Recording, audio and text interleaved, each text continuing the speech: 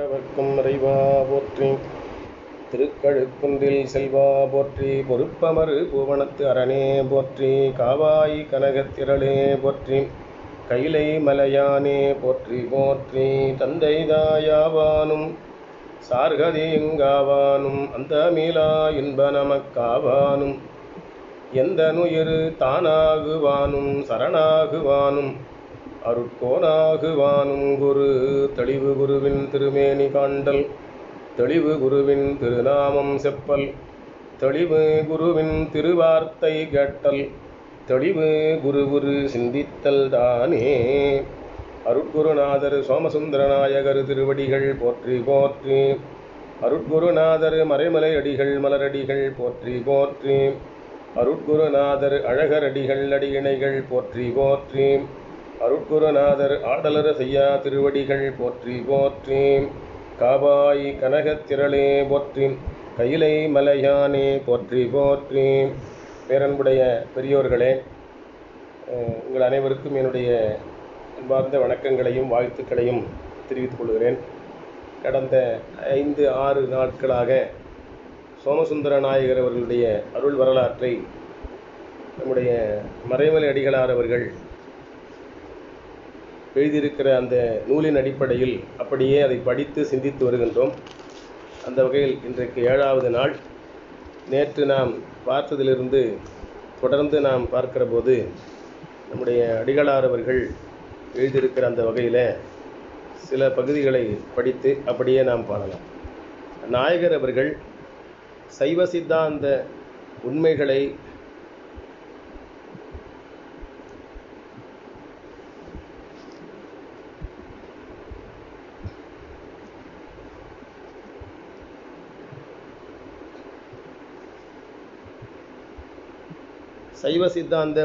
விளக்கத் துவங்கிய காலத்தில் வைணவர்கள் நூற்றாண்டுகளாக கட்டிவிடப்பட்ட கட்டுக்கதைகளும் புரட்டுகளுமே எங்கும் பரவி வழங்கலாயின.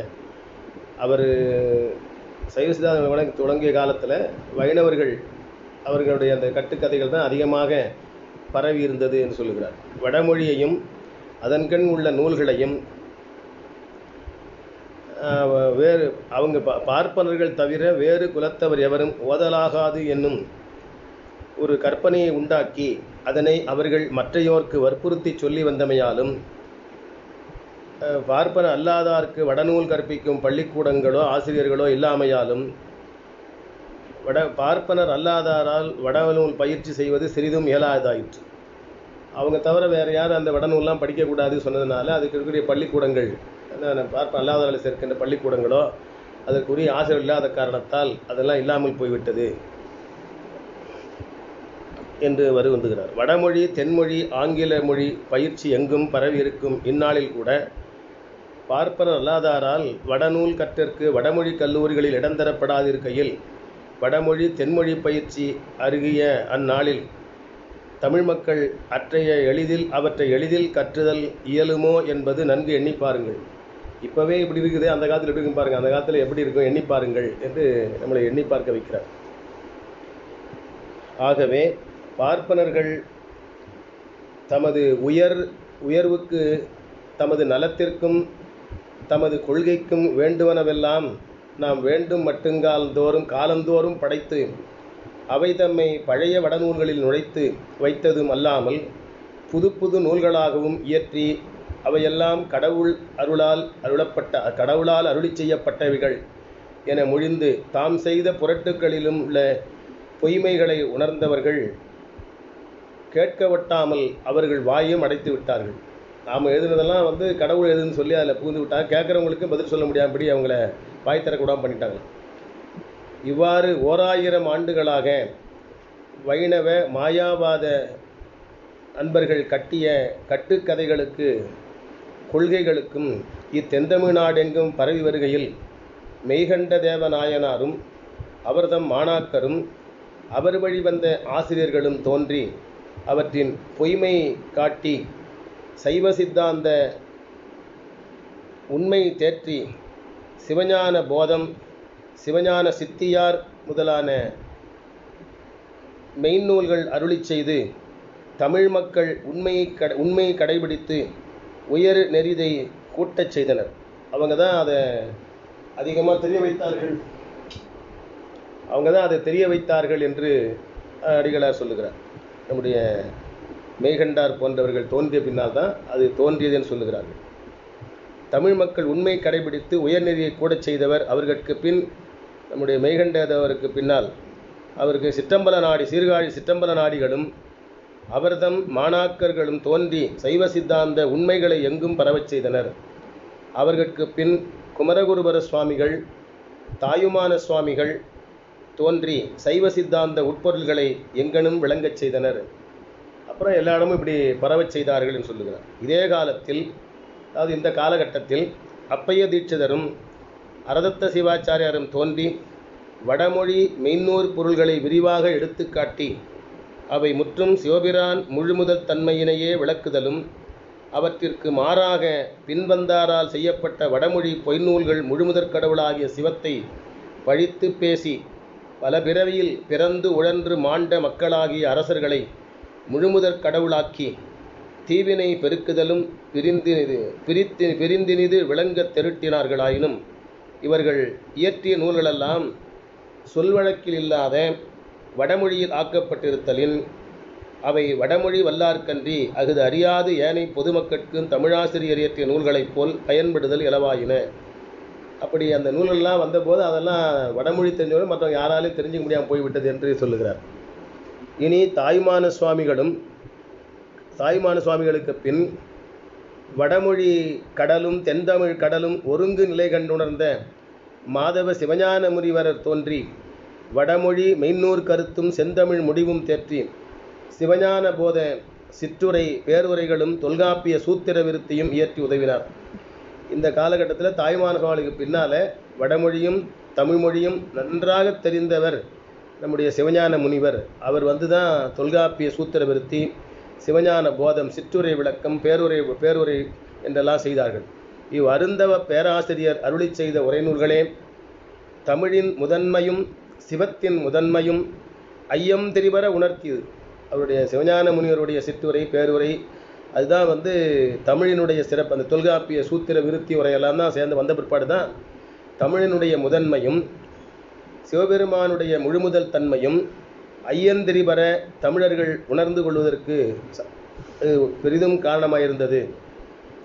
அப்படி உணர்ந்த காரணத்தினால் பொய்ச்சமயம் புகாமல் சைவ சித்தாந்த துறையில் படித்து எல்லாம் வல்ல இறைவன் திருவருள் பேரின்பத்தை ஆற நுகர்ந்து இன்புற்றிருக்கச் செய்யும் திறத்த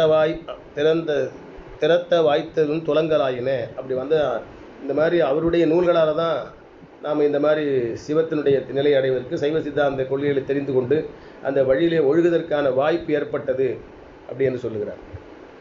என்றாலும் வடமொழி பின்னூல்கள் இயற்றிய மாயாவாத வைணவ கொள்கையினர் வடமொழி முன்னூல் பெருங்கொள்கைகளுக்கும் மாறாக புனைந்து, அதாவது பின்னூல்கள், அதாவது வடமொழிக்கு இந்த பின்னால் தோன்றிய நூல்கள், அதுக்கு முன்னால் தோன்றிய நூல்கள் எதுவாக இருந்தாலும் பெருங்கொள்கைகளுக்கு வடமொழி முன்னூறு பெருங்கொள்கைகளுக்கு முழு மாறாக புனைந்து கட்டிய புனை சுருட்டுகள் அத்தனையும் ஒருங்கே தெரிந்தது. அதனால தான் அது மொத்தமாகவும் தெரிய ஆரம்பிச்சதுன்றார். அதனால தான் தெரிய ஆரம்பிச்சது, அது கூட அதை புனைந்து கட்டியதெல்லாம் தெரிய ஆரம்பிச்சது என்று சொல்கிறார்.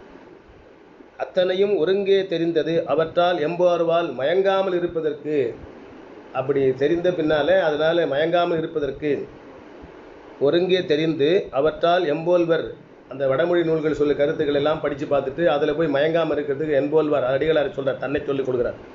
மயங்காமல் இருத்தற்கு ஆசிரியர் சோமசுந்தர நாயகர் இயற்றி வெளியிட்ட நூல்களே மாயாவாத வைணவ குழுவினர் வடமொழியில் செய்திருக்கும் புரை சுருட்டுக்கள் முற்றும் விளங்க எடுத்துக்காட்டி அவற்றில் பொய்மையில் எவரும் மயங்காது இருக்கச் செய்யும் அரும்பெரும் திரள் வாய்ந்தனவாக திகழ்கின்றன என்று அடிகளார் பதிவிடுகிறார்.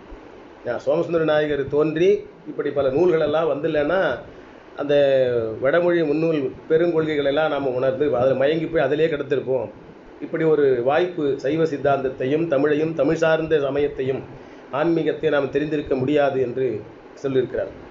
நாயகர் அவர்கள் இத்தகைய தம் அருமருந்தன்ன நூல்கள் சிலவற்றை தாம் சென்னை நகராண்மை கழகத்தில் அமர்வதற்கு முன்னும் அதன்கண் அமர்ந்து அதன் வேலையை செவ்வனே பார்த்து வந்த காலத்திலும் ஏற்றி வெளியிட்டு வந்தனராயினும் அவர்கள் 35ஆம் ஆண்டில் அவ்வேலையினின்று விலகிய பின்னரேதான் தம் அறிவையும் முயற்சியையும் மாயாவாத வைணவ மறுப்புரை நூல்கள் இயற்றுவதிலும் இத்தென்னாடெங்கும் சென்று நூற்றுக்கணக்கான விரிவுரைகள் நிகழ்த்துவதிலும் முழுதும் செலுத்தலானார்கள்.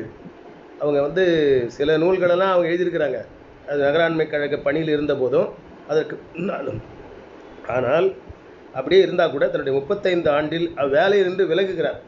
அப்படி விலகிய பின்னால் தான் தம் அறிவையும் முயற்சியையும் ஒரு முழு மூச்சாக இருந்து மாயாவாத வைணவ மறுப்பு நூல்கள் இயற்றுவதிலும் அது தென்னாடெங்கும் சென்று சைவ சித்தாந்தம் சார்ந்த நல்ல சொற்பொழிவுகளை விரிவுரைகளை நிகழ்த்துவதிலும் அவர் முழுதும் செலுத்தினார்கள். அதுவரையில் ஒரு பார்ட் டைமாக இருந்தது, ஃபுல் டைமாக மாற்றிக்கினாராம். நாயகர் அவர்கள் சென்னை நகராண்மை கழக வேலையினின்று நீங்கிய காலம் 1881ஆம் ஆண்டு என்று சித்தாந்த தீபிகை என்னும் ஆங்கில வெளியீட்டின் 4ஆம் மலர் 9ஆம் இதழில் குறிக்கப்பட்டிருக்கிறது. அது சும்மா சொல்லல, அது ஒரு இதழில் வந்திருக்குது. 1881 சித்தாந்த தீபிகை என்ற ஆங்கில நூலில் 4ஆவது மலரில் 9ஆம் இதழில் இதெல்லாம் குறிப்பிட்டிருக்கிறார்கள் என்று சான்று சொல்லுகிறார். அலுவலனின்றும் அதாவது நகராண்மை அலுவலனின்றும் அவர்கள் நீங்க வேண்டி நேர்ந்த காரணத்தை அவர்களே எமக்கு நேரில் தெரிவித்தார்கள். ஏன் அதிலிருந்து விலகினேன்றதை மறைமலடிகளிடத்தில் சோமசுந்தர நாயகர் தெரிவித்திருக்கிறார்கள். அந்த நிகழ்ச்சியை சொல்கிறார். ஏன் நான் விலகி வந்துட்டேன் அப்படின்ற காரணத்தை அடிகளார் தொடர்பு வந்தபோது அவரிடத்தில் ரொம்ப அவர் மகன் போல அவர்கிட்ட மகன் போல அவரை நடத்தி கொண்டிருந்தார். அதனால் ஒரு தந்தை தன்னுடைய மகனுக்கு செய்திகள் சொல்வது போல சொல்லுகிறார். அப்படி தெரிவித்து நேரில் தெரிவித்தனர்கள் அது வருமாறு அப்படி தெரிவித்த செய்தி தகவல் இப்போ சொல்கிறேன் அப்படின்றார். நாயகர் அவர்கள் சிவபிரான் திருக்கோயில் விழாக்களுக்கு சென்று இறைவனை வணங்குவதிலும் அவ்விழாக்களுக்கு வரும் பெருந்திரளான மக்கள் கூட்டத்தை காண்பதிலும் மிக்க விருப்பம் வாய்ந்தவர்கள். கோயிலில் நடைபெறுகிற விழாக்களுக்கெல்லாம் செல்வது, அங்கே மக்கள் கூட்டத்தோடு சென்று இருப்பதை பார்த்து மகிழ்வது என்று அவருக்கு ஒரு பழக்கம் இருந்தது. திருவொற்றியூர் மகிழடி விழாவுக்கும் திருமயிலாப்பூர் 63 விழாவுக்கும் எம்மை தம்மோடு அவர்கள் அழைத்து சென்றது உண்டு. அவரோட நம்ம அடிகளார் சோமசுந்தர நாயகர் இவர் அழைத்து கொண்டு போயிருக்கார் திருவொற்றியூர் மகிழடி சேவை விழாவுக்கும் மயிலாப்பூர் 63 விழாவுக்கும். அந்த காலகட்டங்களில் அவருக்கு உண்டான மனக்கிளர்ச்சியினை கண்டு யாம் மிகவும் வியப்புற்றோம். இதில் இந்த 63 பற்றி அவர் அடிகளார் எழுதுனதுனால எனக்கு ஒரு வாழ்வில் நடந்த ஒரு நிகழ்ச்சி, அதை உங்களோடு பகிர்ந்து கொள்வதில் மகிழ்ச்சி அடைகிறேன். நான் ரொம்ப சிறு வயதாக இருக்கும்போது 6வது 7வது படிக்கும்போது ஒரு முறை எங்கள் அப்பா மயிலாப்பூர் கோயிலில் இருக்கிற அந்த 63 விழாவுக்கு என்னை கூட்டிட்டு போனார். அப்போ மயிலாப்பூர் குளக்கரை வரையில் பஸ்ஸு போகாது, பொதுவாக பஸ் அது வரலும் போகும். அந்த விழா காலங்களில் அது போகாது. முன்னாடி மந்தை வெளின்னு ஒரு இடம் இருக்குது, அங்கே தான் வண்டி நிறுத்திடுவாங்க.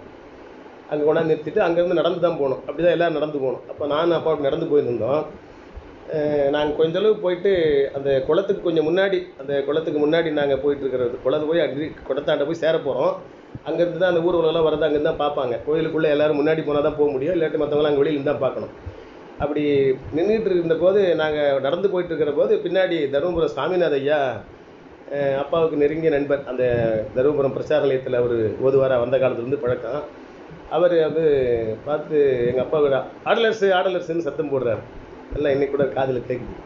அப்பா திரும்பி பார்த்தாரு இவர். அப்புறம் பார்த்தா வாயா அப்படின்னு கூப்பிட்டு பேசினே இருந்தார். அப்போ நாங்கள் 3 பேருமா சேர்ந்து அப்படி அந்த குளத்துக்கரையிலேருந்து அப்படி நோக்கி போகிறோம்.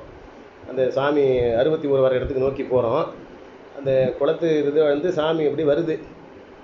அந்த அங்கே ஒரு கோயில் இருக்குது, அது என்ன கோயில், வெள்ளீஸ்வரர் கோயில். அதை தாண்டி சாமி வருது, பெருங்கூட்டமாக இருக்குது. அப்போ நான் 6வது 7வது படிக்கிறதுனால கொஞ்சம் சின்ன பையனாக இருந்தேன். எனக்கு சாமி தெரியல. நான் அப்பா கிட்ட சொன்னேன் எனக்கு சாமி தெரியல பையனா, முன்னாடி மக்கள்லாம் நிற்கிறாங்க. அப்போ அப்பா எட்டிப்பாருன்னாரு. எனக்கு எப்படி தெரியும் எட்டி பார்த்தா, சிறு வயசு இல்லை, முன்னாடி பெரிய ஆண்கள்லாம் நிற்கிறாங்க.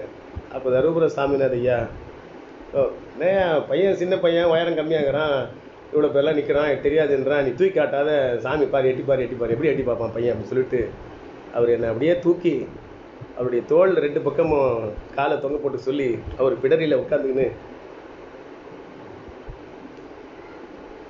கபாலீஸ்வர பெருமானையும் கற்பகாம்பாளையும் 63 நான் அன்றைக்கு கண்டு வணங்கினேன். அது என்னுடைய வாழ்க்கையில் மறக்க முடியாத ஒரு நிகழ்ச்சி. ஞானசம்பந்த பெருமான் கனிவள்ளி போகிற போது அவங்க அப்பா தோள் மேலே உட்காந்து போனாராம் அப்படின்னு பெரிய புராணத்தில் கூட வரும். அதுபோல் என்னுடைய வாழ்க்கையில் என்னுடைய தருமபுரம் சாமிநாயனுடைய தோள் மேல் உட்கார்ந்து கபாலீஸ்வரரை வழிபாடு செய்கின்ற ஒரு நல்ல பேர் 63 விழாவில் எனக்கு ஏற்பட்டது. இதை நான் நம்முடைய தருமபுரம் சாமிநாதன் ஐயா அவர்கள் இறைவன் திருவடி அடைந்த பின்னாலே சைதாப்பேட்டையில் ஒரு திருமண மண்டபத்தில் ஒரு படத்திறப்பு வைத்திருந்தேன். அதில் கூட இந்த நிகழ்வையெல்லாம் நான் எடுத்து சொன்னேன். அப்படி ரொம்ப அப்பா கூட நெருக்கமாக இருக்கிறதுனால நாங்கள்லாம் அவர் அப்பான்னு தான் கூப்பிடுவோம். எங்கள் அண்ணன், நான், எங்கள் தம்பிலாம் அவர் அப்பான்னு தான் முதல்ல கூப்பிட்டுருந்தோம். அது கடைசி வரல அப்படி தான் இருந்தது. ரொம்ப அன்பாக இருப்பார் எங்ககிட்டலாம். எங்கள் அண்ணன் ரொம்ப ஒல்லியாக இருப்பார், ஆனால் அவரை கிண்டலாக பயில்வான் அவர் கூப்பிட்டுருப்பார். அப்படி ஒரு நட்பு எங்கள் அப்பாவுக்கும் அவருக்கும். ரொம்ப நட்பாக இருந்தவர்கள். இது மறைமலடிகளார் சோமசுந்தர நாயகரோடு மகிழடி சேர்வை, திருவொற்றியூர் மகிழடி சேவை விழாவுக்கும் 61 விழாவுக்கும் அவரோடு என்னை அழைத்து சென்றார் என்று சொன்னதை நினைத்த போது எங்கள் அப்பாவோடு போனது மட்டும் இல்லாமல் தருமபுர சாமிநாதனுடைய தோள் மேலே அமர்ந்து அந்த பெருமானை வழிபாடு செய்கின்ற ஒரு பேர் கிடைத்ததை இப்பொழுது எண்ணி பார்த்து மகிழ்ச்சியும் நெகிழ்ச்சியும் அடைகிறேன். இப்போ தொடர்ந்து இதை பார்ப்போம். மக்கள் கூட்டத்தில் காண்பதிலும் மிக்க விருப்பம் வாய்ந்தவர். திருவொற்றியூர் மகிழடி விழாவுக்கும் திருமயிலாப்பூர் 63 விழாவுக்கும் எம்மை தம்மோடு அவர்கள் அழைத்து கொண்டு சென்றது உண்டு. அக்காலங்களில் அவர்களுக்கு உண்டான மனக்கிளர்ச்சியினை யாம் மிகவும் வியப்புற்றோம். அவர் அப்போ கண்டுகிற அந்த மகிழ்ச்சி, அந்த உள்ளத்தில் ஏற்படுகிற பூரிப்பெல்லாம் பார்த்து ரொம்ப வியப்புற்றிருக்கிறானே, வியந்து போனேன். பெருந்திரளான மக்கள் கூட்டத்துக்கு இடையே இறைவன் திருவுருவம் ஆடை அணிகலங்களாலும் மலர் மாலைகளாலும் ஒப்பனை செய்யப்பட்டு இசைக்கருவி முழக்கத்துடனும் அன்பல்கிடும் அரகர அரகர என்னும் ஓசையுடனும் வருதலை கண்டபோது அவர்களுடைய கைகளிரண்டும் தலைமேல் கூம்பும். அப்படியே தலைமேல் அப்படி கூப்பி வணங்குவாராம். தலைமேல் கூம்ப அவர்கள் கண்களிலிருந்து நீர் வரிவரியாய் ஒழுகு முழுவதும் அன்பின் வழியராய் அவர்கள் நின்ற நிலை எமது கண் நெஞ்சத்தை உருகச் செய்தது. அப்படி அவர் வழிபாடு செய்ததை பார்த்தபோது சாமி இங்கே வருகிற போதும் அரகர அரகரன்று சொல்கிற போதெல்லாம் கையை உச்சிக்கு மேலே கூப்பி கண்கள் தாரை தாரையாய் வழிய அவர் வணங்கியதை கண்டபோது என்னுடைய கல் நெஞ்சத்தையும் உருகச் செய்தது. அடிகளார் நெஞ்சமே உருகி போச்சான். அது தன் நெஞ்ச கல் நெஞ்சுன்னு சொல்லிக்கிறார். ஏன்னா அவருக்கு உருகி கண் வழியுது, இவருக்கு கண்ணீர் வரல, வழிவரதை பார்த்துன்னுக்கிறார். அதனால் தன் கல் நெஞ்சு சொல்லுகிறார். நாயகர் அவரின் திருவுரு வழிபாட்டின் இன்றியமையாமையினை நன்கு விளக்கி அர்ச்சா தீபம் என பெயரிய ஒரு அரிய நூல் எழுதிய வளவில் நில்லாது தாம் எழுதியபடியே அவ்வழிபாட்டில் உள்ளம் ஈடுபட்டு நின்றமை அவர்கள் தாம் உண்மை என ஆராய்ந்து கண்ட துறையில் காட்சி மட்டில் அமையாது செய்கையிலும் அதனை புலப்படுத்தும் வாய்மையினர் என்பதை தெரிவிக்கிறது. அப்படி அவர் கண்ணீர் வார அந்த சாமியை வழிபாடு செய்த நான் நேரில் பார்த்தபோது அவர் நெஞ்சம் உருகியது. அவர் அர்ச்சா தீபம் என்கிற ஒரு நூலில் உருவ வழிபாட்டினுடைய இன்றியமையாமையை அவர் எழுதி வற்புறுத்தி எழுதியிருக்கிறார். அதை எழுதுந்து மட்டுமல்லாமல் அந்த உருவ வழிபாட்டில் முக்கியமாக இருக்கிற விழாக்காலங்கள் இப்படி விழா திருமேனிகள் அலங்காரம் செய்து வருகிற போது அதை கண்டு மகிழ்ந்திருக்கிறார். கண்ணார நீர்வார அதை வணங்கியிருக்கிறார் என்று அது சொல்லும் செயலும் ஒரே மாதிரி இருந்திருக்கிறது, எழுத்தும் இந்த செயலும் ஒரே மாதிரி இருக்கிறது என்பதை சொல்லுகிறார். இவ்வாறு திருவொற்றியூர் திருமயிலாப்பூர் திருவிழாக்களுக்கு சென்று இறைவனை வணங்குவதில் கடைப்பிடியாய் நின்ற நாயகர் அவர்கள் ரொம்ப அது ஒரு கொள்கை பிடிப்பு போல. அது கட்டாயம் மகிழடி சேர்வை விழாவும் 63 மயிலாப்பூர் 61 விழாவும் கட்டாயம் போகணும் அப்படின்ற ஒரு கொள்கை பிடிப்பு. அப்படி நிறைய பேர் இப்போ கூட இருக்கிறாங்க. 63 விழாவுக்கு போகிறவங்களாம் நிறைய பேர் இருக்கிறாங்க. இப்பவும் பெருங்கூட்டமாக அங்கே வருகிறார்கள். அதுபோல் கடைப்பிடியாய் நின்ற நாயகர் அவர்கள் 1881ஆம் ஆண்டு திருவொற்றியூரில் நிகழ்வதான மகிழடி திருவிழாவுக்கு செல்லல் வேண்டி அன்றை பிற்பகலுக்கு விடுப்பு தருமாறு தமக்கு மேலுள்ள நகராண்மை கழக தலைவரை வேண்டினார். அன்றைக்கி மாலையில் ஒரு விடுமுறை போட்டுட்டு விடுப்பு எடுத்துக்கின்னு போகலாம், அந்த விழாவுக்கு மகிழடி சேவை விழாவுக்கு போகலான்னு அவருடைய நகராண்மை கழக தலைவர் இடத்துல போய் கேட்குறார். ஆனால் அத்தலைவரோ நோய் முதலான காரணங்கள் இன்றியமையாத காரணங்களால் அன்றி இத்தன்மையவாம் புல்லிய காரணங்கள் பற்றி விடுதி தரல் ஆகாதென்றார். உடம்பு சரியில்லைன்னா தரலாம், தவிர்க்க முடியாத தரலாம். கோயிலில் திருவிழாவுக்கு போகிறோம், அதுக்கு எனக்கு லீவு கொடுன்னு கேட்டால் அதெல்லாம் கொடுக்க முடியாது இது மாதிரி இதுக்கெல்லாம் கொடுக்க முடியாது, விழாவுக்கு போகிறதுக்கெல்லாம் கொடுக்க முடியாது அப்படின்னு அவர் புள்ளிய காரணம்னு சொல்லி தடுத்துடுறாராம். அது கேட்ட நாயகர் உள்ளம் வருந்தி, எது புள்ளிய காரணம், மகிழடி சேவைக்கு போகிறதா புள்ளிய காரணம் என்று ரொம்ப வருந்தி, யான் பொய் சொல்ல மாட்டாமல் மெய்யே சொல்லி அரை நாள் விடுதி கேட்டால் அதனை கொடுக்கலாகாது என்றும் அது புள்ளிய காரணம் என்றும் புகழுகின்றீர்கள். சும்மா உடம்பு சரியில்லை லீவ் போடுறேன்னு போட்டால் கொடுத்துட்ருப்பாரு. அந்த மாதிரி பொய் சொல்லக்கூடாது, கோயிலுக்கு போய் சாமி கும்பிட போகிறோம் அது பொய் சொல்லக்கூடாதுன்னு உண்மையே சொன்னேன், அதை போய் புள்ளிய காரணம்னு சொல்கிறீங்களே. ஆனால் பொய்க்காரணம் கற்பித்து சொல்லி விடுதி கேட்பாரெல்லாம் அதனை எளிதிலே பெறுகிறார்கள். ஆனால் பொய்யான காரணம் சொல்லி விடுப்பு பெறவங்களாம் பெற்றுக்கிறாங்க. உண்மை காரணம் சொன்னேன், திருவொற்றியூர் மகிழடி சேவை வழிபாடு செய்ய போகிறேன்னு சொன்னேன், அது முடியாமல் போச்சு, கேட்பாரெல்லாம் அதனை எளிதில் பெறுகின்றனர். ஆனால் அது பொய் கூறி பிழைப்பதிலும் அதற்கு ஏதுவான இவ்வேலையை நின்றும் யான் விலகுவதே தகுவது என்று கூறி வேலையை அன்றைக்கே வெளியில் விலகி வந்துட்டாராம், ரிசைன் பண்ணிட்டு வந்துட்டாராம். நமக்கு வேணாம் இது அப்படின்னு சொல்லி அன்றைக்கே அதை விலகிவிட்டு வந்து விட்டார் என்று அடிகளார் இங்கே பதிவு செய்திருக்கிறார். அதை தொடர்ந்து நம்முடைய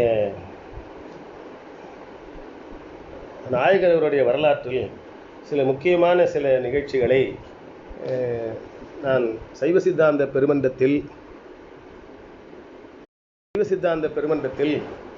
செயலராக ஒரு 5-6 ஆண்டுகள் இருந்தபோது சோமசுந்தர நாயகர் விழா ஒன்றை நடத்தலாம் என்று திருவொற்றியூரில் இருக்கிற சிஜி நடராஜ முதலியார் என்கிற ஒரு அன்பர், மறைமலடிகள் எங்கள் அப்பாவுக்கெல்லாம் மறைமலடிகள் மூலமாக தொடர்பானவர். அவர் மறைமலடிகள் பள்ளிக்கூடம்னே திருவொற்றியூரில் தேர்முட்டிக்கிட்ட ஒரு பாடசாலை நடத்தி கொண்டிருந்தார். நான் அவரை போய் நேராக பார்த்துருக்கிறேன், பேசியிருக்கிறேன். அப்பாவுக்கு ரொம்ப வேண்டியவர் அவர். அந்த முறை அவர் அந்த நடராஜ முதலியார் என்பவர் சைவ சித்தாந்த பெருமன்றத்தில் சோமசுந்தர நாயகர் விழா நடத்துறதுக்கு உதவி செய்வதாக சொல்லியிருந்தார். அப்போ நான் செயலாளராக இருந்தனால சும்மா வரவேற்புரை மாதிரி கொஞ்சம் சொல்வேன். அதெல்லாம் ரொம்ப நேரம் சொல்ல மாட்டேன், இப்போவே அதிக நேரம் சொல்ல மாட்டேன், நான் கொஞ்சம் நேரம் தான் சொல்வேன். அந்த நேரத்தில் சோமசுந்தர நாயகரை பற்றி எதாவது சொல்லணுமே அப்படின்னு நினச்சி நான் அந்த விழா ஏற்பாடு பண்ணும்போது எங்கள் அப்பா கிட்ட இது மாதிரி சிஜி நடராஜ முதலியார் சொல்லியிருக்காருப்பா, அதனால் சோமசுந்தர நாயகரை பற்றி ஏதாவது கொஞ்சம் சொல்லிவிட்டு ஆரம்பிக்கலான்னு பார்க்குறேன். ஏன்னா மறைமலடிகள் அவருடைய ஆசிரியர், அவருடைய விழாவில் அடிகளாரை பற்றி பல பேருக்கு ஓரளவு தெரிஞ்சிருக்கலாம், சோமசுந்தர நாயகரை பற்றி அவருக்கு தெரிந்த வாய்ப்பு இல்லாமல் இருக்குது அப்படின்னு சொல்லி கேட்டபோது அவர் சில தகவல்களெல்லாம் சொல்லி அது ஏதாவது புத்தகம் ஏதாவது இருக்குமான்னு கேட்டேன். அவர் இந்த சோமசுந்தர நாயகர் வரலாறு, இந்த சோமசுந்தர நாயகர் காஞ்சி ஆக்கம் அதெல்லாம் எடுத்துக்காட்டி இதெல்லாம் நூல் இருக்குது, அதெல்லாம் படித்து எங்கே சொல்ல முடியும் அப்படின்னு சொல்லி சில செய்திகளை சொன்னார். அப்போ அவர் என்ன சொன்னார்னா, இங்கே சூளையில் நம்முடைய சோமசுந்தர நாயகர் ஆரம்பித்த வேதாகமோக்த சைவ சித்தாந்த சபைன்னு ஒன்று இருக்குது. அதில் சோமசுந்தர நாயகரிடத்தை தீக்கை பெற்ற ஒரு ஐயா ஒருத்தர் இருக்கிறார், ருத்ரகுப்புசாமின்னு அவர் பேர். அவரை போய் நீ பார்த்தீங்கன்னா அவர் ஏதாவது புத்தகம் கொடுத்தாருன்னா அது இந்த கால நடையில் இருக்கலாம், அதை நீ படிச்சுக்க முடியும் அப்படின்னு சொல்லி அவர் என்னிடத்துல சொன்னார். சரின்னு நான் அவர்கிட்ட போய் கேட்டுக்கின்னு அப்பா கிட்ட அதை சொல்லிவிட்டு அவரை பார்க்க போனேன். இந்த விழாவுக்கு ஒரு வாரம் முன்னாடி அவரை பார்க்க போனேன். நான் பார்க்க போகும்போது அவர் அந்த வேதாகமோக்த சைவ சித்தாந்த சபைன்ற பெயர் பலகை இருந்தது. அது ஆரம்பித்த இடமா என்னான்னு எனக்கு தெரியல, ஆனால் அது சூளையில் தான் இருந்தது, ஞாபகம் இருக்குது. அவர் போனால் ரொம்ப தளர்ந்த நிலையில் இருந்தார். ஏறக்குறைய அவருக்கு 90 வயது இருக்கலாம். ரொம்ப தளர்ந்த நிலையில் இருந்தார். இந்த கண்ணெல்லாம் அந்த ஊளை அப்படியே தண்ணி வருது, கசியுது, ரொம்ப இதுவாக இருந்தார். அப்புறம் சரின்னு அவர்கிட்ட போய் வணங்கி அவர் ஒரு கட்டிலில் உட்காந்துட்டு இருந்தார். நான் கிட்டே போய் சொல்லி, ஐயா இந்த மாதிரி நான் சைதாப்பேட்டிலேருந்து வரேன், இந்த மாதிரி எங்கள் அப்பா பேர் ஆடலரசு, அவருடைய பையன் நான் அப்படின்னு சொல்லி அறிமுகப்படுத்தி கொண்டேன்.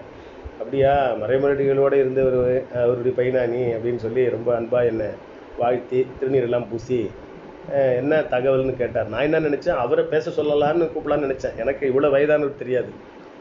அப்புறம் வேற ஒருத்தர் பேசினாங்க, யார் பேச நினைவில்லை எனக்கு. அப்போ நான் இந்த மாதிரி நாங்கள் சைவ சார்ந்த பெருமன்றத்தில் இப்போ செயலாளராக இருக்கிறாங்க ஐயா. ஆமாம் அப்படின்னு சொல்லி மறைமலடிகள் தொடங்கின அமைப்பு அப்படின்னு சொல்லிவிட்டு நான் இந்த வயதில் எப்படிப்பா வர்றது அப்படின்னு சொல்லி சொன்னார். ரொம்ப வருத்தமாக சொன்னார், வர முடியாதுன்றதுக்கு சொன்னார். அவரே நமக்கு வயதே தெரியுது, அவரால் நடமாட முடியாது, வெளியெல்லாம் போக முடியாது அப்படி சொல்லிவிட்டு இது ஏறக்குறைய 1987, 88 அந்த காலகட்டத்தில் நடந்தது. நான் 92 வரையில் இருந்தேன் செயலாளராக. அப்போது அவர் என்ன பண்ணார், நான் ஏதாவது புத்தகம் இருக்குமான்னு கேட்டேன். அங்கே யாரோ ஒரு தம்பி ஒருத்தர் இருந்தார், அவர்கிட்ட கூப்பிட்டு அந்த அலமாரி லெவலில் ஒரு ஏதாவது புத்தகம் இருக்குதா பாரு அப்படின்னு சொல்ல அவர் ஏதோ ஒன்று சொல்ல அவன் போய் எடுத்துகிட்டு வந்து சில புத்தகங்கள்லாம் கொடுத்தான். அதில் இந்த புத்தகம் கிடச்சிது, சோமசுந்தர நாயகர் சிறப்பு மலர் அப்படின்னு. சோமசுந்தர நாயகர் சிறப்பு மலர் அப்படின்னு ஒரு சின்ன புத்தகம். அது வந்து 9/4/1973 வெளியிட்டிருக்கிறாங்க. அது அப்போவே ரொம்ப இதுவாக தான் இருந்தது அந்த புத்தகம். அதில் இடையில் ஒரு சில பக்கங்கள் கூட இல்லை. அதில் வந்து தொடர்ச்சியாக அப்படி இருக்குது பக்கம். அதில் வந்து 24 பக்கத்துக்கு அப்புறமா 26, 27, 28, 25, 26, 27, 28 பக்கம் இல்லை. 4 பக்கம் புத்தகத்தில் இல்லை. வேறு மற்ற ஏதோ கடைசி வரல இருக்குது. அதில் இந்த ருத்ரகுப்சாமியாவுடைய படம், அதுக்கப்புறம் அயன்புரம் முருகேச நாயகர் அவர்கள் படம், அப்புறம் முன்பக்கத்தில் வந்து அட்டையில் பின்பக்கத்தில் அட்டையினுடைய 2வது பக்கத்தில் நாயகரின் ஆசிரியர் ஏகாம்பர சிவாக யோகீசர், அப்புறம் ஏகாம்பர மற்றும் ஒரு மாணவர் காஞ்சி ஆளாள சுந்தரம் பிள்ளை அவர்கள் படம். அட்டையினுடைய 3ஆம் பக்கத்தில் ருத்ரகுப்சாமி ஐயாவுடைய படம், அப்புறம் அயன்புரம் முருகேச நாயகர் அவர்கள் படம் எல்லாம் போட்டு இவங்கெல்லாம் நாயகர் அவரிடத்தில் தீக்கை பெற்றுக்கொண்டார்கள் என்று அவர் என்னிடத்தில் சொன்னார். இதில் போட்டிருக்கிற அந்த 2-3 பேர், ருத்ரகுப்சாமி ஐயா அவங்களுக்குள்ள கூட 2 பேர். அதுக்கப்புறம் யார் யாரெல்லாம் பேர் சொன்னபோது சில பேர் சொன்னபோது மறைமலடிகள் பேரையும் அவர் இணைத்து தான் சொன்னார். அதெல்லாம் சொல்லியிருந்தார். அதை புத்தகத்தை எடுத்து கொடுத்தார். சின்ன புத்தகம், அது க்ரௌன் சைஸ்ன்னு சொல்வார்கள். அதில் ஒரு 32 பக்கம் உள்ள புத்தகம் அது. அது நான் அப்படியே பாதுகாத்து வச்சுருந்து, அப்புறம் வெள்ளம்லாம் வந்து எங்கள் வீட்டில் ரொம்ப இதுவான பிற்பாடு அதெல்லாம் காய வச்சு அப்படி வச்சுருக்கிறேன். ரொம்ப தேடி எடுத்தேன். இப்போ நான் 2 நாள் தேடி எடுத்தேன். அதில் வந்து சில குறிப்புகளெல்லாம் அவர் சொல்லியிருக்கிறார். சோமசுந்தர நாயகரை பற்றிய குறிப்புகளெல்லாம் அவர் சொல்லியிருக்கிறார். அதையும் சேர்த்து சொல்லி நிறைவு செய்யலாம் என்று எண்ணுகிறேன். ஏன்னா நம்முடைய அடிகளாருடைய சோமசுந்தர வரலாற்றில் சோமசுந்தர நாயகருடைய அந்த கடைசி நாள், அவர் உயிர் பிரிந்த நாள், இறைவன் திருவடி அடைந்த நாளை பற்றி அந்த வரலாற்றில் சோமசுந்தர நாயகர் வரலாறுன்றதில் இல்லை. அது என்ன காரணம்னு தெரியல. இதில் வந்து அவர் சோமசுந்தர நாயகரை பற்றிலாம் கொஞ்சம் எழுதியிருக்கிறார். அவருடைய வாழ்க்கை வரலாறுன்னு சுருக்கமாக போட்டிருக்கார். அதில் நாயகர் வாழ்ந்த இடம், அவர் தோன்றிய காலம், சைவ சமயம் எப்படி இருந்தது, அவர் சூளையில் விஜய விக்னேஸ்வரர் கோயில் தெருவில் தான் அவர் இருந்தார், அவர் வாழ்ந்த இடம் அதுதான் அப்படின்னு சொன்னால், அந்த தெருவுக்கெல்லாம் போய் அவருடைய வீட்டை பார்க்கணுன்னு சில ஆண்டுகளுக்கு முன்னால் அலைஞ்சு பார்த்தேன். யாருக்கும் ஒன்றும் தெரியல. அந்த வீடு இல்லை. முன்ன ருத்ரகுப்சாமி ஐயா இருந்த வீடும் இருக்கிற மாதிரி தெரியல. தேடி பார்த்தேன் நான். அதுக்கப்புறம் சிந்தாதிரிப்பேட்டையில் அவர் இருந்த காலங்கள், அந்த அங்கே இருக்கிற சில நிகழ்ச்சிகள், அது தொழில், அப்புறம் அவருக்கு திருமணமானது, அவர் செய்த அந்த நகராண்மை கழக அலுவலக தொழில், அதையெல்லாம் அப்படி போட்டிருக்கிறார். இதெல்லாம் நம்ம ஏற்கனவே படிச்சிருக்கிறோம். அதுக்கப்புறம் நாயகர் குடும்பத்தை பற்றி மறைமலடிகள் சொன்ன அதே செய்திகளை ஏறக்குறைய இதிலேயே வந்திருக்குது. அதுக்கப்புறம் அந்த வேகாகதமோக்த சைவ சித்தாந்த சபை அது தொடங்கிய காலத்தில், அது எப்போ தொடங்கினாங்கன்னு தேதி போடலை. ஆனால் இதில் இந்த அறிக்கையில் வந்து ஒரு அறிக்கை போட்டிருக்காங்க. அதில் வந்து அது 1900 ஆண்டு கார்த்திகை மாதம் சார்வாரி ஆண்டு என்று போட்டு, இங்கனம் நாகப்பட்டினம் வேதாசலம் பிள்ளை தலைமை காரியதரிசி அப்படின்ற பேர்லேயும், அப்புறம் வந்து இன்னும் யாரோ ஒருத்தர் பேரும் போட்டிருக்குது, நாராயணசாமி நாயகர் அப்படின்ற பேரும் போட்டிருக்கிறாங்க.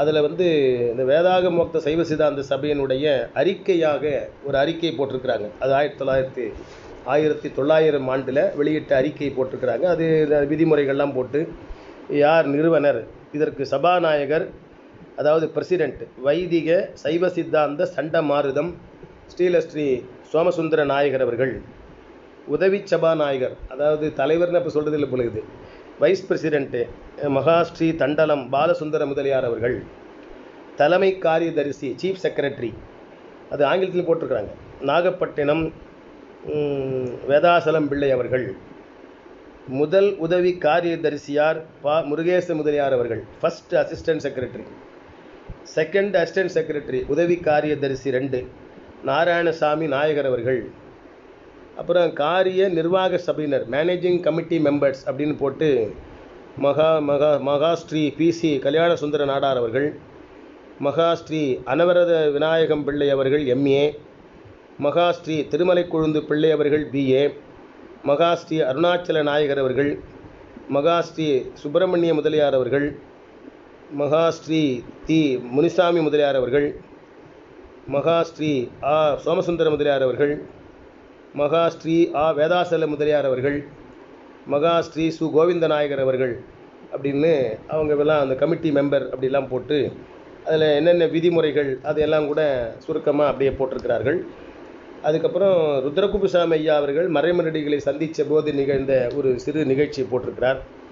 அதுக்கப்புறம் நாயகர் அவர்கள் தொழில் விலகியது, அவர் சமயப்பணியெல்லாம் அவர் போட்டிருக்கிறார்கள். அது இந்த 63 விழா அந்த மகளிர் சேர்வைக்கு போகிறதுக்கு லீவு கொடுக்கலன்னு சொல்லி அவர் அந்த பணியை விலகின்றெல்லாம் கூட அதில் குறிப்பாக சிறு அளவில் போட்டிருக்கிறார்கள். அடிகளார் மாதிரி கொஞ்சம் நீளமான விரிவாக முறை போல் சுருக்கமாக போட்டிருக்கிறார்கள். அவருடைய சமயப்பணிகளாக ருத்ரகுப்புசாமியார் வெளியிட்ட அந்த 9/4/1970 வெளியிட்ட அந்த மலரில் ஸ்ரீ நாயகர் அவர்கள் ஆசிரியர் அச்சுதானந்தர் சுவாமிகள் பால் கொண்டிருந்த அன்பு அளவிடற்கரியது. நாள்தோறும் குருவை கண்டு வணங்குவார்கள். தினந்தோறும் போய் அந்த ஐயாவை போய் வணங்குவார்களாம். அவர் வாழ்ந்த பகுதியிலே இருந்தார். 1868 வேதாந்த பாஷ்ய சமாஜ கண்டனம் அன்றிருந்த வேதாந்த சமாஜம் ஒரு நூல் வெளியிட்டது. அந்நூல் வேதாந்த மதம் தங்களை வேதாந்திகள் என்று சொல்லிக்கொண்டு திருநீரும் ருத்ராக்கமும் மட்டுமே அணிந்து இறைவன்பால் அன்பிலராய் தாங்களே கடவுள் என்னும் மனப்பான்மை உடையராய் எல்லாம் பிரம்மம் அனைத்திற்கும் மனம்தான் காரணம், தானே பிரம்மம் என்று நினைத்திருப்பதே சிறந்தது என்ற கொள்கை உடையது. அக்கொள்கையை தழுவியதாய் உருவ வழிபாட்டை உறுத்து வெளிவந்தது. அது உருவ வழிபாட்டை தள்ளி உருவ வழிபாட்டை ஏற்றுக்கொள்ளாத நிலையிலே வந்தது. அந்நூல் அதை கண்ட நாயகர் அவர்கள் மேற்கண்ட நூலை, அதாவது சைவ சித்த வேதாந்த பாஷ்ய சமாஜ கண்டனம் என்ற நூலை வெளியிட்டார்கள் சொல்றார். அதில் உருவ வழிபாடின்றி மனம் ஒருமைப்பாடு அடைதல் இயலாது என வற்புறுத்தி பல நூல் மேற்கோள்களையும் விளக்கி உருவ வழிபாடு இன்றியமையாதது என்றாகும். மக்கள் ஒருமைப்பாடு அடைய உருவம் மிக மிக வேண்டற்பாலன என்று விளக்கமாக வேதாந்த பாஷ்ய சமாஜ நூலில் குறிப்பிட்டிருக்கிறார் என்று இதில் குறிப்பிட்டிருக்கிறார்கள். சிவஞான போத ஆங்கில நூல் ஒன்று அது மாதிரி. அதுக்கப்புறம் அந்த நாயகர் அந்த மதுரை நாயகம் பிள்ளை மூலமாக கிடைச்சது வரலாறு சுருக்கமாக போட்டிருக்காங்க. இல்லை இன்னொரு செய்தி என்னென்னா, சேதுபதி மன்னர் பாராட்டூர் சிறப்பு என்று ஒன்று போட்டிருக்கிறார்கள். ஸ்ரீ ராமகிருஷ்ண பரமஹம்சர் மாணவர் சுவாமி விவேகானந்தர் அவர்கள் அமெரிக்கா சென்று இந்தியாவிற்கு வந்தபோது சுவாமி விவேகானந்தருக்கு ஒரு பாராட்டு கூட்டம் ராமநாதபுரம் அரசர் மாளிகையில் நடைபெற்றது. ராமநாதபுரம் அரசர் மாளிகையில், அந்த சேதுபதி மன்னர் மாளிகையில் விவேகானந்தர் அமெரிக்கா போயிட்டு வந்த உடனே சிக்காகோ மாநாட்டில் போய் பேசிட்டு வந்த ஏற்பாடு அவருக்கு ஒரு பெரிய பாராட்டு நடத்துகிறார்கள். அந்த அனைத்து மடாதிபதிகளும் வித்வ சிரோன்மணிகளும் பண்டிதர்களும் அங்கு அழைக்கப்பட்டிருந்தார்கள். ஸ்ரீ சோமசுந்தர நாயகரையும் முறைப்படி அந்த விழாவுக்கு அழைத்திருந்தார்கள். கூட்டம் மிகச்சிறப்பாக நடைபெற்றது. சுவாமி விவேகானந்தரை பாராட்டுரை வழங்கினார்கள். பெரும்பகுதி பாராட்டுகள் ஆங்கிலத்திலேயே நடைபெற்றன. பெரும்பாலானோர் அங்கே விவேகானந்தரை பாராட்டுற போது ஆங்கிலத்திலேயே பேசியிருக்கிறார்கள். சுவாமி விவேகானந்தரை பாராட்டுரை வழங்கினார்கள். பெரும்பகுதி பாராட்டுகள் ஆங்கிலத்தில் நடைபெற்றன. சுவாமி விவேகானந்தர் தான் மேல்நாட்டில் ஆற்றிய தொண்டும் அந்நாட்டார் தன்பால் காட்டிய பேரன்பையும் விளக்கி கூறினார்கள். அவர் நிறைவு ஏற்புரையில் அங்கே நாம் போய் என்னென்னலாம் பேசினன்றதெல்லாம் சொல்லி அவங்க எப்படி நடத்தினாங்க இவரை அப்படின்றதெல்லாம் ரொம்ப விரிவாக சொல்லலாம் பேசியிருக்கிறார்கள். பாஸ்கர சேதுபதி அவர்கள் ஸ்ரீ நாயகர் அவர்களை பேசுமாறு கேட்டுக்கொண்டார்கள். அப்போ அவர் என்ன பண்ணியிருக்கிறாரு, நாயகர் சோமசுந்தர நாயகரை கூப்பிட்டு நீங்களும் பேசுங்க அப்படின்னு சொல்லியிருக்கிறார். அதாவது விவேகானந்தர் பேசின பிற்பாடு ஸ்ரீ நாயகர் அவர்களை பேசுமாறு கேட்டுக்கொண்டார்கள். யார்? பாஸ்கர சேதுபதி கேட்டுக்கொண்டார். அப்பொழுது அவர்கள் சைவ சமயமே சமயம், சமயாதீத பழம்பொருளை மெய்வைத்திடவே வெளிக்காட்டும் இந்த கருத்தை விட்டு பொய் வந்து உழலும் சமயம் நெறி புகுத வேண்டாம் என்ற தலைப்பில், இதுவே தலைப்பு, நீளமான ஒரு தலைப்பு கொடுத்து, அந்த பாடல் தலைப்பு அப்படியே கொடுத்து அந்த தலைப்பில் ஆங்கிலத்தில் பேசி, அப்போ ஆங்கிலத்தில் பேசியிருக்கார். அவருக்கு 4 மொழி தெரியும்னு மறைமலடிகள் சொன்ன அந்த நூலில் நம்ம பார்த்தோம். தமிழ், ஆங்கிலம், சமஸ்கிருதம், தெலுங்கு 4 மொழி தெரியும்னு நாம் முன்னே பார்த்தோம். ஸ்ரீ நாயகர் அவர்களை பேசுமாறு கேட்டுக்கொள்ள அவர் அந்த தலைப்பில் ஆங்கிலத்தில் பேசினார்கள். பேசி இருக்கு, யஜுர், சாமம், அதர்வணம் என்னும் 4 வேதங்களிலும் ஆகமங்களிலும் சிறப்பாக பேசப்படும் சிவபரம்பொருளை விளக்கி காட்டி வடமொழி சிவஞான போதத்தையும் எடுத்து இயம்பி பதி பசு பாசமாகிய முப்பொருள் உண்மையினையும் விளக்கி பிரம்மம் என்பது சிவபிரம்ம பொருளையேதான், அதற்கு மேல் யாதுமில்லை என்று மிக ஆழமாகவும் விளக்கமாகவும் ஆரிய சுலோகங்களின் அரிய கருத்தை எல்லாம் வெளியிட்டு சுவாமி விவேகானந்தர் மேல்நாட்டில் சென்ற இந்து மத சிறப்பையும் உருவ வழிபாட்டை விளக்கியது மிக்க மகிழ்ச்சிக்குரியது. அகம்பிரம்மம் என்பது போல போலி வேதாந்தம். வேதாந்தம் என்பது சைவ சித்தாந்தம் ஒன்றேயாகும். அது அறுவகை சமயங்களுக்கும் மேலானது. அவற்றை அவர் எடுத்து எம்பிருப்பின் போற்றற்குரியதாகவே இருக்கும் என்றார்கள். அவர் பேசுகிற போது அந்த தலைப்பை சொல்லி அந்த தலைப்பின் கீழே ரிக்கு யஜுர் சாம அதர்வண வேதங்களாம் எடுத்துக்காட்டி விவேகானந்தர் மேல்நாட்டில் போய் விளக்கியதை விட சைவ சித்தாந்தம் தான் சிறந்தது என்பதை அங்கே சோமசுந்தர நாயகர் எடுத்து கூறியிருக்கிறார். அதுக்கப்புறம் அவர் நாயகர் அவர்களை பாராட்டி அதுக்கப்புறம் இவர் அதோட நிறுத்திட்டாங்க, அந்த குறிப்போடு நிறுத்துக்குது. அதுக்கப்புறம் சோமசுந்தர நாயகர் விவேகானந்தர் அவர்கள் சந்தித்ததை பற்றி போட்டிருக்கார். ஸ்ரீலஸ்ரீ நாயகர் அவர்களை பாராட்டிய யான் அமெரிக்கா செல்லும் முன், அப்போது விவேகானந்தர் சொல்கிறார், ஸ்ரீலஸ்ரீ நாயகர் அவர்களை பாராட்டி, அவர் ரொம்ப பாராட்டி பேசி, அவர் பேசுனதெல்லாம் கேட்டு பாராட்டி சொல்லி, அமெரிக்கா செல்லும் முன் இதனை கேட்டிருப்பின் இதன் மேன்மையையே அங்கு நான் விளக்கியிருப்பேன். நான் அறிந்ததை சொன்னேன். இனி நாயகர் அவர்கள் சொன்னவைகளை ஊன்றி ஆராய்ந்து அதன்படி நடப்பேன் என்று கூறி இருவரும் நட்புரிமையோடு அளவலாகினார்கள். ரொம்ப நட்பு கொண்டு அவர்கள் அளவலாகினார்கள். பின்னர் மற்றொரு நாள் சர்வமத கூட்டம் மன்னரால் கூட்டப்பட்டது. அதே ராமநாதபுரத்தில். அதுக்கப்புறம் சில நாள் கழித்து ஒரு குறிப்பிட்ட ஒரு நாளை குறித்து வைத்து அந்த நாளில் சர்வ மத கூட்டம் அப்படின்ற பேரில் சேதுபதி அரசர் ராமநாதபுரத்தில் அவருடைய மாளிகையில் கூட்டியிருக்கிறார். ஒவ்வொரு மதத்தினரும் தங்கள் மத கொள்கைகளை விளக்கி கூறினார்கள். அப்போ அங்கே நிறைய அன்பர்கள்லாம் வந்திருந்தாங்க. அவங்களாம் அவங்கவுங்க மத கொள்கைகளை விளக்கமாக சொன்னார்கள். ஸ்ரீலஸ்ரீ நாயகர் அவர்கள், நம்முடைய சோமசுந்தர நாயகர் அவர்கள் எல்லா மதங்களையும் சோபானங்களாக கொண்டு, வரிசை முறைப்படி சொல்லி சோபானங்களாக கொண்டு அறுவகை மதங்களுக்கும் சிரசாக தலைமையாக உச்சியில் பழுத்தது சைவ சித்தாந்தமே என்று பேசி முடித்தாராம். எல்லாரும் பேசின பிற்பாடு இவர் பேசினார். எல்லாத்தையும் வரிசையாக எடுத்து சொல்லி, இது எல்லாவற்றுக்கும் சிரசு போல தலைமையாக விளங்குவது சைவ சித்தாந்தமே என்று உச்சியில் பழுத்தது சைவ சித்தாந்தமே என்று முடித்தார்கள். மன்னர் அவர்கள் யாரேனும் மறுத்துறை பகர்வாரின் பகரலாம், இதுக்கு யாராவது மறுப்பு சொல்றதுனா சொல்லலாம்னு மன்னர் அவர்கள் அறிவிக்கிறார். அனைவரும் வாளாயிருந்தனர். யாரும் பேசலையாம், பேசாமல் இருந்தாங்களாம். யாரும் முன் வரல. அதை மறுத்து சொல்கிறதுக்கு கருத்துக்கள் இல்லை, அதனால் யாரும் முன் வரல போடுறது. ராமநாதபுரம் சேதுபதி மன்னர் அவர்கள் நாயகர் அவர்களுக்கு சைவ சித்தாந்த சண்டமாருதம் ஸ்ரீலஸ்ரீ சோமசுந்தர நாயகர் என்னும் ஒரு பட்டம், சைவ சித்தாந்த சண்டமாருதம் என்ற பட்டத்தை அது அளித்து, பட்டமும் யாழிமுக தோடாவும், நல்ல யாழிமுகம் கொண்ட ஒரு தோடான்னா கண்டிகை மாதிரி போட்டுக்கிறது, தோடாவும் பொற்சால்வையும் அளித்து பாராட்டினார்கள். அந்த சர்வமத மாநாட்டில் பலரும் பல மதங்களை பற்றி சொன்ன பின்னால் அதெல்லாம் எடுத்து சொல்லி சைவ சித்தாந்தம் தான் எல்லாவற்றுக்கும் தலைமையானது என்பதை சொல்ல, யாரும் அதுக்கு மறுப்பு சொல்ல முன்வராத நிலையில் அவரை மிகவும் பாராட்டி பாஸ்கர சேதுபதி அவர்கள் நம்முடைய நாயகர் சோமசுந்தர நாயகர் ஐயா அவர்களுக்கு சைவ சித்தாந்த சண்டமாருதம் என்ற பட்டத்தையும் யாழி முகம் கொண்ட தோடா நல்ல பொற்சால்வையெல்லாம் அளித்து பாராட்டியிருக்கிறார்கள். அதெல்லாம் போட்டுட்டு அதுக்கப்புறம் நாயகர் அவர்கள் செய்த தொண்டுகள் அப்படின்னு இந்த மலரில் நம்ம ருத்ரகுபிசாமி ஐயா தொகுத்திருக்கிற அந்த மலர், அதில் என்ன போட்டிருக்கிறது, சேர நாடு, சோழ நாடு, பாண்டிய நாடு, தொண்டை நாடு, நடுநாடு, வடநாடு ஆகிய அனைத்து நாட்டிலேயும் உள்ள சிவாலயங்களில் திருஞான சம்பந்தர், திருநாவுக்கரசர், திருநாவலூரார் அதாவது சுந்தரமூர்த்தி சுவாமிகள், திருவாதவூரார் மாணிக்கவாசகர் ஆகிய 4 பேராசிரியர்களின் உருவங்கள் அனைத்து சிவாலயங்களிலும் எழுந்தருளச் செய்தல், திருமுறை ஓதுதல், திருமுறை விழா செய்தல், அடியார்களுக்கு அமுது படைத்தல் ஆகிய திருப்பணிகளை செய்ய சூறாவளி வேகத்தோடு ஆங்காங்கு சென்று சொற்பொழிவாற்றி அங்குள்ள பெரியார்களை ஊக்கி இத்திருப்பணிகளை அயராது செய்து கொண்டு வந்தார்கள். சோமசுந்தர நாயகர் காலத்தில் தான் இந்த விழாக்கள்லாம் தொடங்கப்பட்டது என்று மறைமலடிகள் சொன்னதாக எங்கள் அப்பா சொல்வார்.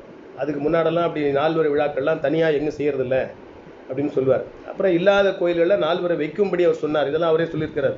அந்த தொண்டை நாடு, நடுநாடு, சோழ நாடு, சேழ நாடு, பாண்டிய நாடு, வடநாடுகள்லாம் கோயிலில் வைக்கணும் அப்படி சொல்லி வைக்கிறதும் திருமுறை ஓதுதல், திருமுறை விழா எடுத்தல், நால்வர் விழா செய்தலெல்லாம் ரொம்ப சாதாரணமாக செய்யலையாம். சூறாவளி வேகத்தோடு அவர்கள் ஆங்காங்கே சென்று சொற்பொழிவாற்றி அங்குள்ள பெரியோர்களை ஊக்கம் செய்து ஊக்குவித்து இத்திருப்பணிகளெல்லாம் அயராது செய்து கொண்டு வந்தார்கள். அப்படி பலகால் ரொம்ப வேகமாக அந்த பணியில் அவர் இருந்தார்கள்.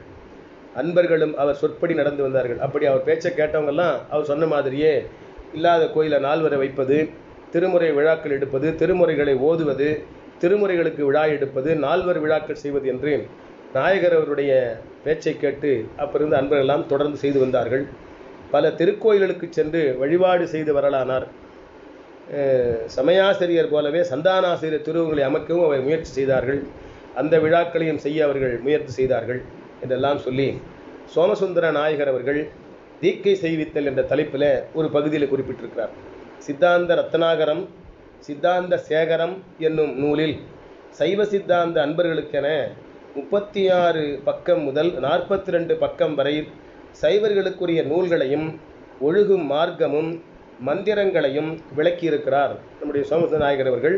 சித்தாந்த ரத்னாகரம், சித்தாந்த சேகரம் என்ற நூல்கள்லாம் எழுதி அதில் நம்முடைய சைவ சமயர்களுடைய ஒழுகலாறுகளை எல்லாம் சொல்லி அது எப்படிலாம் ஒழுக வேண்டியது, அதனுடைய மந்திரங்கள் என்னெல்லாம் விளக்கு எழுதியிருக்கிறார்கள். அது தனி நூலாக வந்தால் நலமாக இருக்கும்.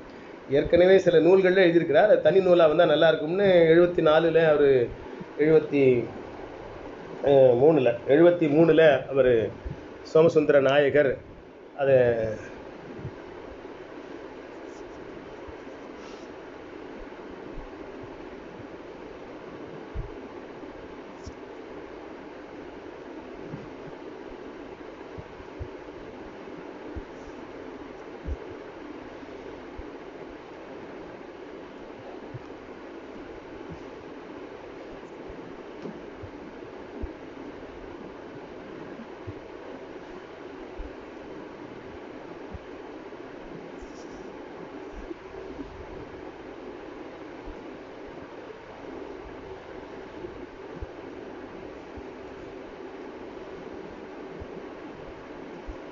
தடைப்பட்டு போச்சு. இப்போ சோமசுந்தர நாயகர் அவர்கள் அந்த நூலில் சித்தாந்த சேகரம், சித்தாந்த ரத்னாகரம் ஆகிய நூல்களில் சில குறிப்புகளெல்லாம் சொல்லியிருக்கிறார். அதெல்லாம் தனியாக நூலாக வந்தால் நல்லாயிருக்கும். அதாவது சைவத்துக்குரிய நூல்கள், அது ஒழுகும் முறைகள், அதை மந்திரங்கள் அதையெல்லாம் விளக்கி சொல்லியிருக்கிறார். அதெல்லாம் தனி நூலாக தான் நல்லா இருக்கும்னு தன்னுடைய கருத்தாக ருத்ரகுப்த சுவாமி குறிப்பிட்டிருக்கிறார்கள். ஆசிரியர் மூலம் அறிந்து முறையாக திருநீர் பூசுதல், அதற்குரிய மந்திரங்கள் அனைத்தும் அறிந்திருத்தல், திருவைந்தெழுத்து ஓதுதல், திருமுறை ஓதுதல், 12 திருமுறைகளையும் வந்தனை வழிபாடு செய்வதோடு ஓதுதல் வேண்டும் என்பதாகும். பலருக்கு தீக்கை செய்தும் செய்வித்தும் வந்தார்கள். அவர்கள் செய்து வந்தார்கள், செய்வித்தும் வந்தார்கள். தீட்சை மிக மிக முக்கியம் என்று பற்பல நூல்களில் வரைந்திருக்கிறார்கள். அவர் எழுதின பல்வேறு நூல்களில் தீக்கை பெறுவதெல்லாம் முதன்மை என்று பல்வேறு நிலைகளில் விளக்கி எழுதியிருக்கிறார்கள். கிறித்துவ மதம் புகுந்த ஒரு பார்ப்பனரை சைவனாக்கி அருளியது. அவர் குரு சர்மா என அவருக்கு பேர் வைத்தாராம். பெயர் மாற்றம் செய்து இந்த குரு சர்மா என்றவர் தான் அந்த மதம் மாற போனவர், கிறித்துவ மதம் போனவர். அது அடிகளாரோட குறிப்பிட்டிருக்கார். ஒரு பார்ப்பன கைம்பெண் திருச்சியில் வாழறவங்க, அவர் அவருடைய சொற்பொழி கூட்டு அந்த பையன் மனம் மாறி சைவராக மாறி அவரு கூட தீக்கை பண்ணார் சொல்கிறார். அரங்கசாமியின் ஐயர் ஸ்மார்த்த மதம் விடுத்து சைவரானது. நாயகர் அவர்கள் பால் தீட்சை பெற்று சைவரான நூல்களில் தெரிகிறது. விரிவஞ்சி விடுத்தனம் நாயகர் எழுதிய நூல்களில் இவற்றை காணலாம். அவர் யார் யாருக்கெல்லாம் தீக்கை பண்ணார்னு அவர் எழுதிய நூல்லையே குறிப்பிட்டிருக்கிறார் என்று அவர் கூட்டிருக்கிறார். இது 24வது பக்கம். இதுக்கப்புறம் தான் அந்த 2-3 பக்கம் கிடைக்கல, 4 பக்கம் அதில் இல்லை, அப்பத்துலேருந்தே இல்லை. அது அப்படி இருக்கிறது அப்படி வச்சிருக்கிறார். அதுக்கப்புறம் அவர் அப்படி கொஞ்ச நாள் ஆகுது. கடைசியில் அவருடைய இறுதி காலம் அடிகளார் இதை குறிப்பிடலை. ஆனால் இதில் இவர் குறிப்பிட்டிருக்கிறார். நம்முடைய ருத்ரகுப்த ஐயா அவர்கள் அவரும் அவரிடத்தை தீக்கை பெற்றவர் தான். அந்த சிவாக மோக்த வேதாந்த சைவ சித்தாந்த சபையும் வேதாக மோக்த சைவ சித்தாந்த சபையும் அவர் தான் பிற்காலத்தில் பார்த்துருந்தார். வேதாக மோக்த சைவ சித்தாந்த சபையும் செயலராக அவர் இருந்த காலத்தில் இந்த நூல் வெளிந்திருக்குது. அதில் அவர் சொல்கிறார், நாயகர் அவர்கள் கடைசி காலத்தில் அவருக்கு வெளியிலலாம் எங்கேயும் போகாமல் வீட்டிலேயே இருந்து நாள்தோறும் வழிபாடு செய்வது, சிவபூசை செய்வது, திருமுறைகள் படித்தல், சித்தாந்த சாத்திரம் படித்தல், எழுதுதல் முதலீடு செய்து கொண்டே இருந்தார்களாம். மற்ற பணிகளெல்லாம் வெளியிலலாம் எங்கேயும் போகிறத நிறுத்தி கொண்டார்.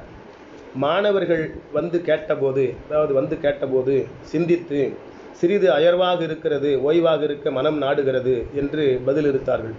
அவங்க ஏதாவது கேட்டாங்கன்னா முன்னெல்லாம் விளக்கம் சொல்வார், மணிக்கணக்காக விளக்கம் சொல்வார், அதனால் சாப்பாடு கூட தள்ளி போயிடும் அப்படிலாம் அடிகளார் நூலில் படித்தோம். இப்போ அதெல்லாம் முடியாமல் எனக்கு ஓய்வாக இருக்கிறதுக்கு மனம் நாடுகிறது என்று பதில் இருத்தார்கள்.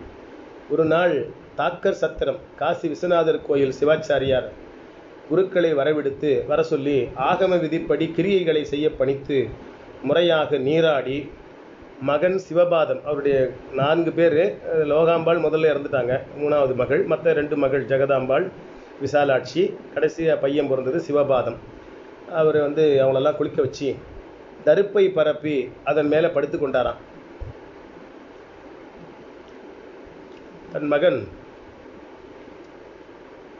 சிவபாதத்தை அருகழித்து திருவாசகம் பாடச் சொன்னாராம். அடிகளாரே சொல்லியிருக்கார், குயிலினும் இனிய ஓசை உடையவர், ரொம்ப அருமையாக பாடுவார். அவர் தேவார் திருவாசகம் பாடினா அப்படியே மனம் நெகிழ்ச்சியோடு உருக்கத்தோடு நாம் கேட்க முடியும் அப்படின்னு உருகி போயிருக்கிறேன்னு அடிகளாரே சொல்லியிருக்கிறார். அவரை கூப்பிட்டு அவரை குளிக்க வச்சு தான் ஒரு தருப்பை பாய் பரப்பு அது மேலே படுத்து கொண்டார். தன் மகன் சிவபாதத்தை அருகழித்து பாட சொல்லுகிறார். அவர் திருவாசகம் பாட ஆரம்பிக்கிறார். நமச்சிவாய வாழ்க அப்படின்னு ஆரம்பித்தாராம். உடனே நாயகர் அவர்கள் பையனை பார்த்து, திருச்சிற்றம்பலம் சொல்லாமையே ஆரம்பிச்சிட்டியப்பா, சொல்லிட்டு தானே ஆரம்பிக்கணும், அதுதானே மரபு என்று சொன்னாராம். அப்புறம் அந்த சிவபாதம் அவர்கள் திருச்சிற்றம்பலம் சொல்லி அதை பாடினாராம். அந்த திருவாசகம் முழுதும் பாடினாராம். திருச்சிற்றம்பலம் படிக்க சுயரனோடு கேட்ட நாயகர் அவர்கள் அடுத்தது அடைக்கல பதிகம் பாட சொல்லியிருக்காங்க. தொடர்ந்து படிப்பாளன்னு தெரியல, கடைசியாக அடைக்கல பதிகம் வருது. அடைக்கல பதிகம் பாடும்போது சிவாச்சாரிய அவர்களை அழைத்து கடைசியாக மந்திரத்தை காதில் ஓதச் சொல்லி எண்ணிறந்த பேர்களுக்கும் மந்திரோபதேசம் செய்தகையா சிவா சங்கரா என்று சொல்லிக்கொண்டே அடைக்கலப்பத்து பாடி முடிக்கிற போது அந்த சிவாச்சாரியரை கூப்பிட்டு காதல் எனக்கு மந்திர உபதேசம் பண்ணுங்க. இது ஒரு மரபு. தீக்கை பெற்றா இருந்தாலும் பெறாமல் இருந்தாலும் அவங்கள கடைசியில் அந்த உயிர் பிரிகிற போது காதலை உபதேசம் பண்ணுறதுன்னு அந்த மந்திரத்தை சொல்லுவாங்க, வாயில் பால் ஊற்றுவாங்க. அப்படி சொல்ல சொன்னாராம். அப்படி உருக்கத்தோட நெகிழ்ச்சியான நிகழ்ச்சி பிடிக்க கூட முடியல. அப்படி அவர்கள் பாட சொன்னாராம். அந்த இறுதி அடைக்கலப்பத்து பாடுகிற போது அவர்கள்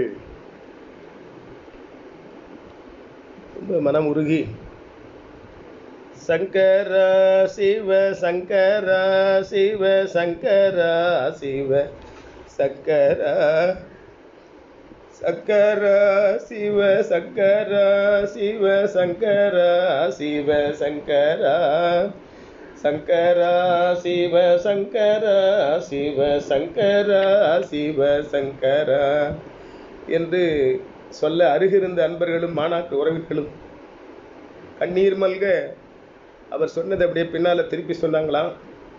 ஐயும் தொடர்ந்து விழியும் செருகி அறிவிழந்து, ஐயும் தொடர்ந்து விழியும் செருகி அறிவழிந்து மெய்யும் பொய்யாகி விடுகின்ற போது ஒன்று வேண்டுவன் யான் செய்யும் திருவொற்றி ஓருடைய திருநீருமிட்டு கையும் தொழப்பண்ணி ஐந்தெழுத்தும் ஓதவும் கற்பியுமே என்று பட்டினத்தடிகளின் பாடலுக்கு ஏற்ப நம்முடைய சோமசுந்தர நாயகர் அவர்கள் உயிர் பெறுகிற நிலையில் கூட நினைவோடு இருந்து திருவாசகம் பாடுதலை முழுமையாக கேட்டு அடைக்கலப்பத்து முடிகிற போது சங்கரா சிவ சங்கரா என்று தான் சொல்ல உடனிருந்த அன்பர்களும் மாணவர்களும் பின் சொல்ல பட்டினத்தார் சொன்னது போல ஐயும் தொடர்ந்து விழியும் செருகி அறிவழிந்து மெய்யும் பொய்யாகி விடுகின்ற போது ஒன்று வேண்டுவன், ஒன்னே ஒன்றுதான் நான் கேட்குறேன், திருவொற்றியூருடைய சிறுநீர் இட்டு கொண்டு கையும் தொழப்பண்ணி ஐந்தெழுத்து ஓதவும் கற்பியுமே. அப்படி எல்லாம் முடிகிற நேரத்தில் கூட எனக்கு இந்த 3 நான் கடைப்பிடிக்க வேண்டும் என்று சொன்னாராம். அப்படி சொல்லிய நிலையிலே ஐந்தெழுத்து ஓதினிலே அவர் மண்ணுலக வாழ்வை நீத்தார், விண்ணுலகம் சென்றார் என்று பெரியாரின் அந்த பட்டினத்தாரடிகள் சொல்படியே பாடல்படியே அரகர மகாதேவா என்ற ஓசையோடு கற்பூர ஆரத்தி காட்டி அரகர மகா ஓசையோடு கண்ணீர் மல்க உடனிருந்தவர்கள்லாம் அவருடைய உடம்புக்கு தீபாரம் செய்து வணங்கி நிலை தடுமாறினர். உறவினர்கள் வந்தவர்கள் அனைவரும் வாழ்க, சோமசுந்தர நாயகர் திருநாமம் வாழ்க வாழ்க என்று உறவினர்களும் மான சொல்ல கேட்டு சைவம் பத்திரிகையிலும் நாயகரின் மாணவர் வெளியிட்ட வழுத்த பெறும் வெளியிட்ட சோமசுந்தர நாயகர் காஞ்சியில் உள்ளதை சுருக்கி எழுதியுள்ளேன். இதெல்லாம் சோமசுந்தர நாயகர் சொன்னதையும் சோமசுந்தர நாயகரை பற்றி திரு காஞ்சியில் சொன்னதெல்லாம் நான் எழுதியிருக்கிறேன் என்று அதை அவர் நிறைவு செய்திருக்கிறார். அப்படி அவர் மறைந்த திருவடி அடைந்த நாள் நாம் எல்லோரும் நினைவில் வைத்து கொள்ள வேண்டும். அந்த வழிபாட்டை எல்லாம் நாமும் தொடர்ந்து செய்ய வேண்டும். அவருடைய வழிபாட்டை அவருடைய 22/2/1901 அன்னைக்கு தான் தன்னுடைய திருவள்ளுவர் ஆண்டு 1932 மாசித்திங்கள் 11ஆம் நாள் ரேவதி விண்மீன். மறைமலடிகள் செப்டம்பர் மாதம், அது அநேகமாக ஆவணியில் வரலாம் ஏறக்குறைய. அழகரடிகளார் மாசி மகம், என்னுடைய தந்தையார் மாசி அத்தம், இவர் மாசி ரேவதினா.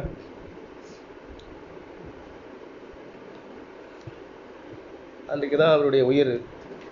சங்கரா சிவசங்கரா என்று சொல்லிக்கொண்டே உச்சி மேல் கைகூப்பி திருடியர் அடிந்து கொண்டு மந்திரோபதேசத்தை பெற்று மந்திரத்தை உச்சரித்து கொண்டே அவருடைய உயிர் பிரிந்தது. அது பிரிந்த பின்னாலே அவருக்கு முறைப்படி எல்லாம் செய்திருப்பார்கள். அதெல்லாம் செய்த பின்னாலே நம்முடைய அழகர் நம்முடைய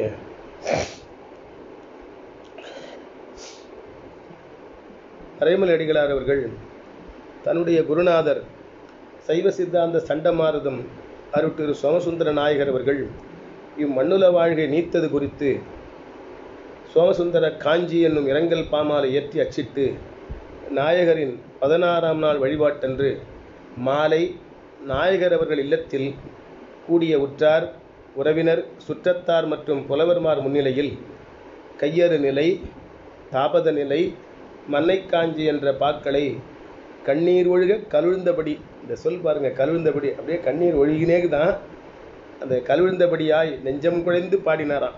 அடிகளாரே அந்த 3 பாடல்களையும் பாடியிருக்கிறார். அவையோர் அனைவரும் அகம் கரைந்து கண்ணீர் பெருகி அழுதவாறு கேட்டு உருகினர். அந்த பாட்டு என்னால் அந்த அளவு படிக்க முடியுமான்னு தெரியல. அதில் முதல்ல கையறு நிலை, சைவமெனப்படும் சமய நுண்மை தழைந்து செழித்திடவோ, தாவறு நீதி வழிபடுவாதிகள் சார்ந்து கழித்திடவோ, மெய் வழி பொய் வழி வேறு வேறாக விரிந்து விளங்கிடவோ, வேத வேதாந்த வரம்பினியார்க்கும் விளங்க விளம்பிடவோ, தெய்வமினிச்சிவமென்று தெளிந்து இலங்கு திகழ்ந்திடவோ, திப்பியமெய்யருளி புவி சிறந்து திறம்படவோ, துய்ய வெண்ணீரு துதைந்த தொழும்பர்கள் தன்மை சுடர்ந்திடவோ, சோமசுந்தரனெனும் நாமமொடிங்கு நீ தோன்றியதெங்குருவே, சோமசுந்தரனெனும் நாமமொடிங்கு நீ தோன்றியதெங்குருவே, புத்தர் கரைந்திடு பொய்மொழி கீழ்ந்து போதுவதன்றொன்றோ, புன்சமனுக்கொருவன் கழுவீந்ததும் போதுவதன்றன்றோ, சுத்த சைவத்தொடு முரணி இழிப்புரை தேற்றுனருண்டுன்றோ, சொல்வழி வாரல நல்வழி கண்டு துலங்குகவின்றென்றோ, பித்துரையாடு நரத்திரத்தீர்ந்து பிழைத்திடலொன்றென்றோ, பேதுரை கூறுனர் வாதுரை போழ்து பிறங்குவதென்றென்றோ, தொத்தலர் கொண்டையினான் புகழிந்து தொடங்குது நந்தன்றோ, சோமசுந்தரனெனு நாமமொடிங்கு நீ தோன்றியதெங்குருவே, வான்மதி மீனினம் நீங்க வழிக்கையும் மண்ணிடை வீழ்ந்ததுவோ, மல்லலங்கற்பரமம் சிவம் வீசியும் மண்ணிடை வீழ்ந்ததுவோம் நான்முக நான் மறையுள் பொருள் கூற நலத்தக வந்ததுவோம் நல்ல கலாலமர் நம்பர் கை காட்டுரை நாட்ட எழுந்ததுவோம் மான்மகனா மகடூ மகள் கூடி மலந்தர வந்ததுவோம் மாதவ வாழ்வொடு மில்வினை காட்டிட வள்ளுவர் வந்ததுவோம் சூன்முதிர் வன்புரை புயனுள் முறை தந்து சுரந்திட வந்ததுவோம் சோம சுந்தரனு நாமமொடிங்கு நீ தோன்றியதெங்குருவே நாயின் இழிந்தவெம் பொன்மை களைந்து நலந்தர வந்தனையோ நல்லது தீயது நன்று பகுத்து நவின்றிட வந்தனையோ நாயினுமென் தாயினுமென்னுயிர் தந்தையினும் உயர் தன்மையில் வந்தனையோ தண்டமிழ் படுவன் துறை நன்று நீ தந்திட வந்தனையோ காயினுமல்லது வப்பினுமன்பது காட்டிட வந்தனையோ கண்மனம் யாவுமோ நன்மன மாயமை காத்திட வந்தனையோ தூயளவும் தின சாம்பவர் என்பது தோற்றிட வந்தனையோ சோம சுந்தரனு நாமமொடிங்கு நீ தோன்றியதெங்குருவே கண்ணுதலா நெறி பண்ணின முன்கழல் காணுது மினி என்றோ கவுனிய தன் தலைவன் கடல் கண்டு கழிக்குது மினி என்றோ எண்ணிலரன்பர் முன்னணிய நல் வழியே குதுமினி என்றோ ஈசன தொண்டர் குழிய வெள்வெப்பில் இருக்குது மினி என்றோ மண்ணில் வரும் பொருள் துய்த்துறை வாழ்வு மதித்தில மினி என்றோ மண்ணிறைஞ்ச வரும் பெரு வாழ்வு மயங்குவதைத்தென்றோம் துண்ணெனையு உலகம் முதலென்று சுருங்குதல் அறியுமென்றோம் சோம சுந்தரனெனு நாமம் விடுத்து மறைந்தனை எங்குருவே இங்கினின் கடல் கண்டிரு கண்களும் இன்புறலாகாதே ஏழைய முய்யமிழற்று நின்னிசை எய்துவதாகாதே செங்கு முதம்புரை நின் திருவாய்மொழி சேர்வதுமாகாதே செம்மை தரும் உபதேச வழக்கினில் தேர்ந்திடலாகாதே பொங்கலர் கொன்றையினால் திறமிங்கு குறிப்பதுமாகாதே குண்டலிலன்பர் பணங்குணங்குறியிங்கு குறிக்கொள்ளலாகாதே துங்கநலாகம நுட்பமுணர்ந்து சுகம் பெறலாகாதே சோம சுந்தரன நாமுரையண்ணரும் துறந்து மறைந்திடவே குன்றி விழிக்குயில்காளுயிரன்னவெங் கோயிலை கண்ட நீரோம் கூம்பு சிறை குறுகே குறுமாமணி கோல நீர் கண்ட நீரோம் பொந்துகள் சிந்திடு கொண்டைகளோ சிவ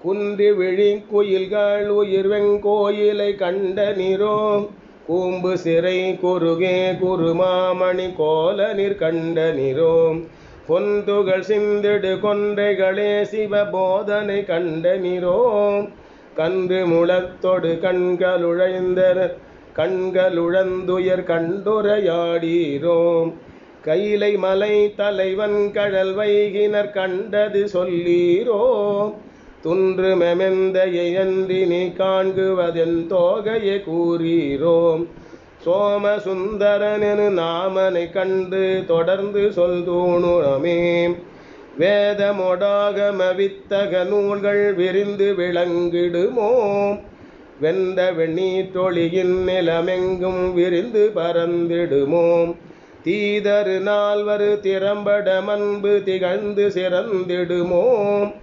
தேரருமை பொருள் கண்டவர் நூல்கள் தெளிந்து சிறந்திடுமோ மேதகவாக மொழிந்திட வல்லதோர் மெல்லியர் பைங்கிளியே மெல்லனையுரையாவும் அவர்க்கு விரித்து விளம்பிடவோம். தூதொடு வந்த நின் மழலை மொழி தூயதெனக் கொண்டோம். சோமசுந்தரன்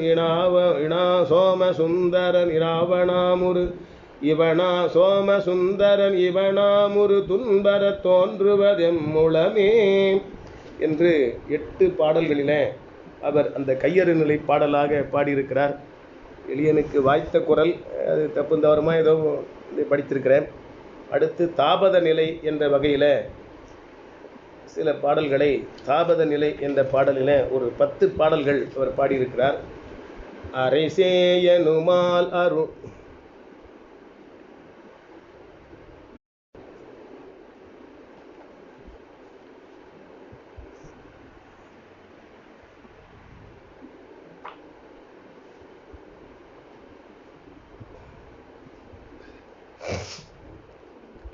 தாபத நிலை.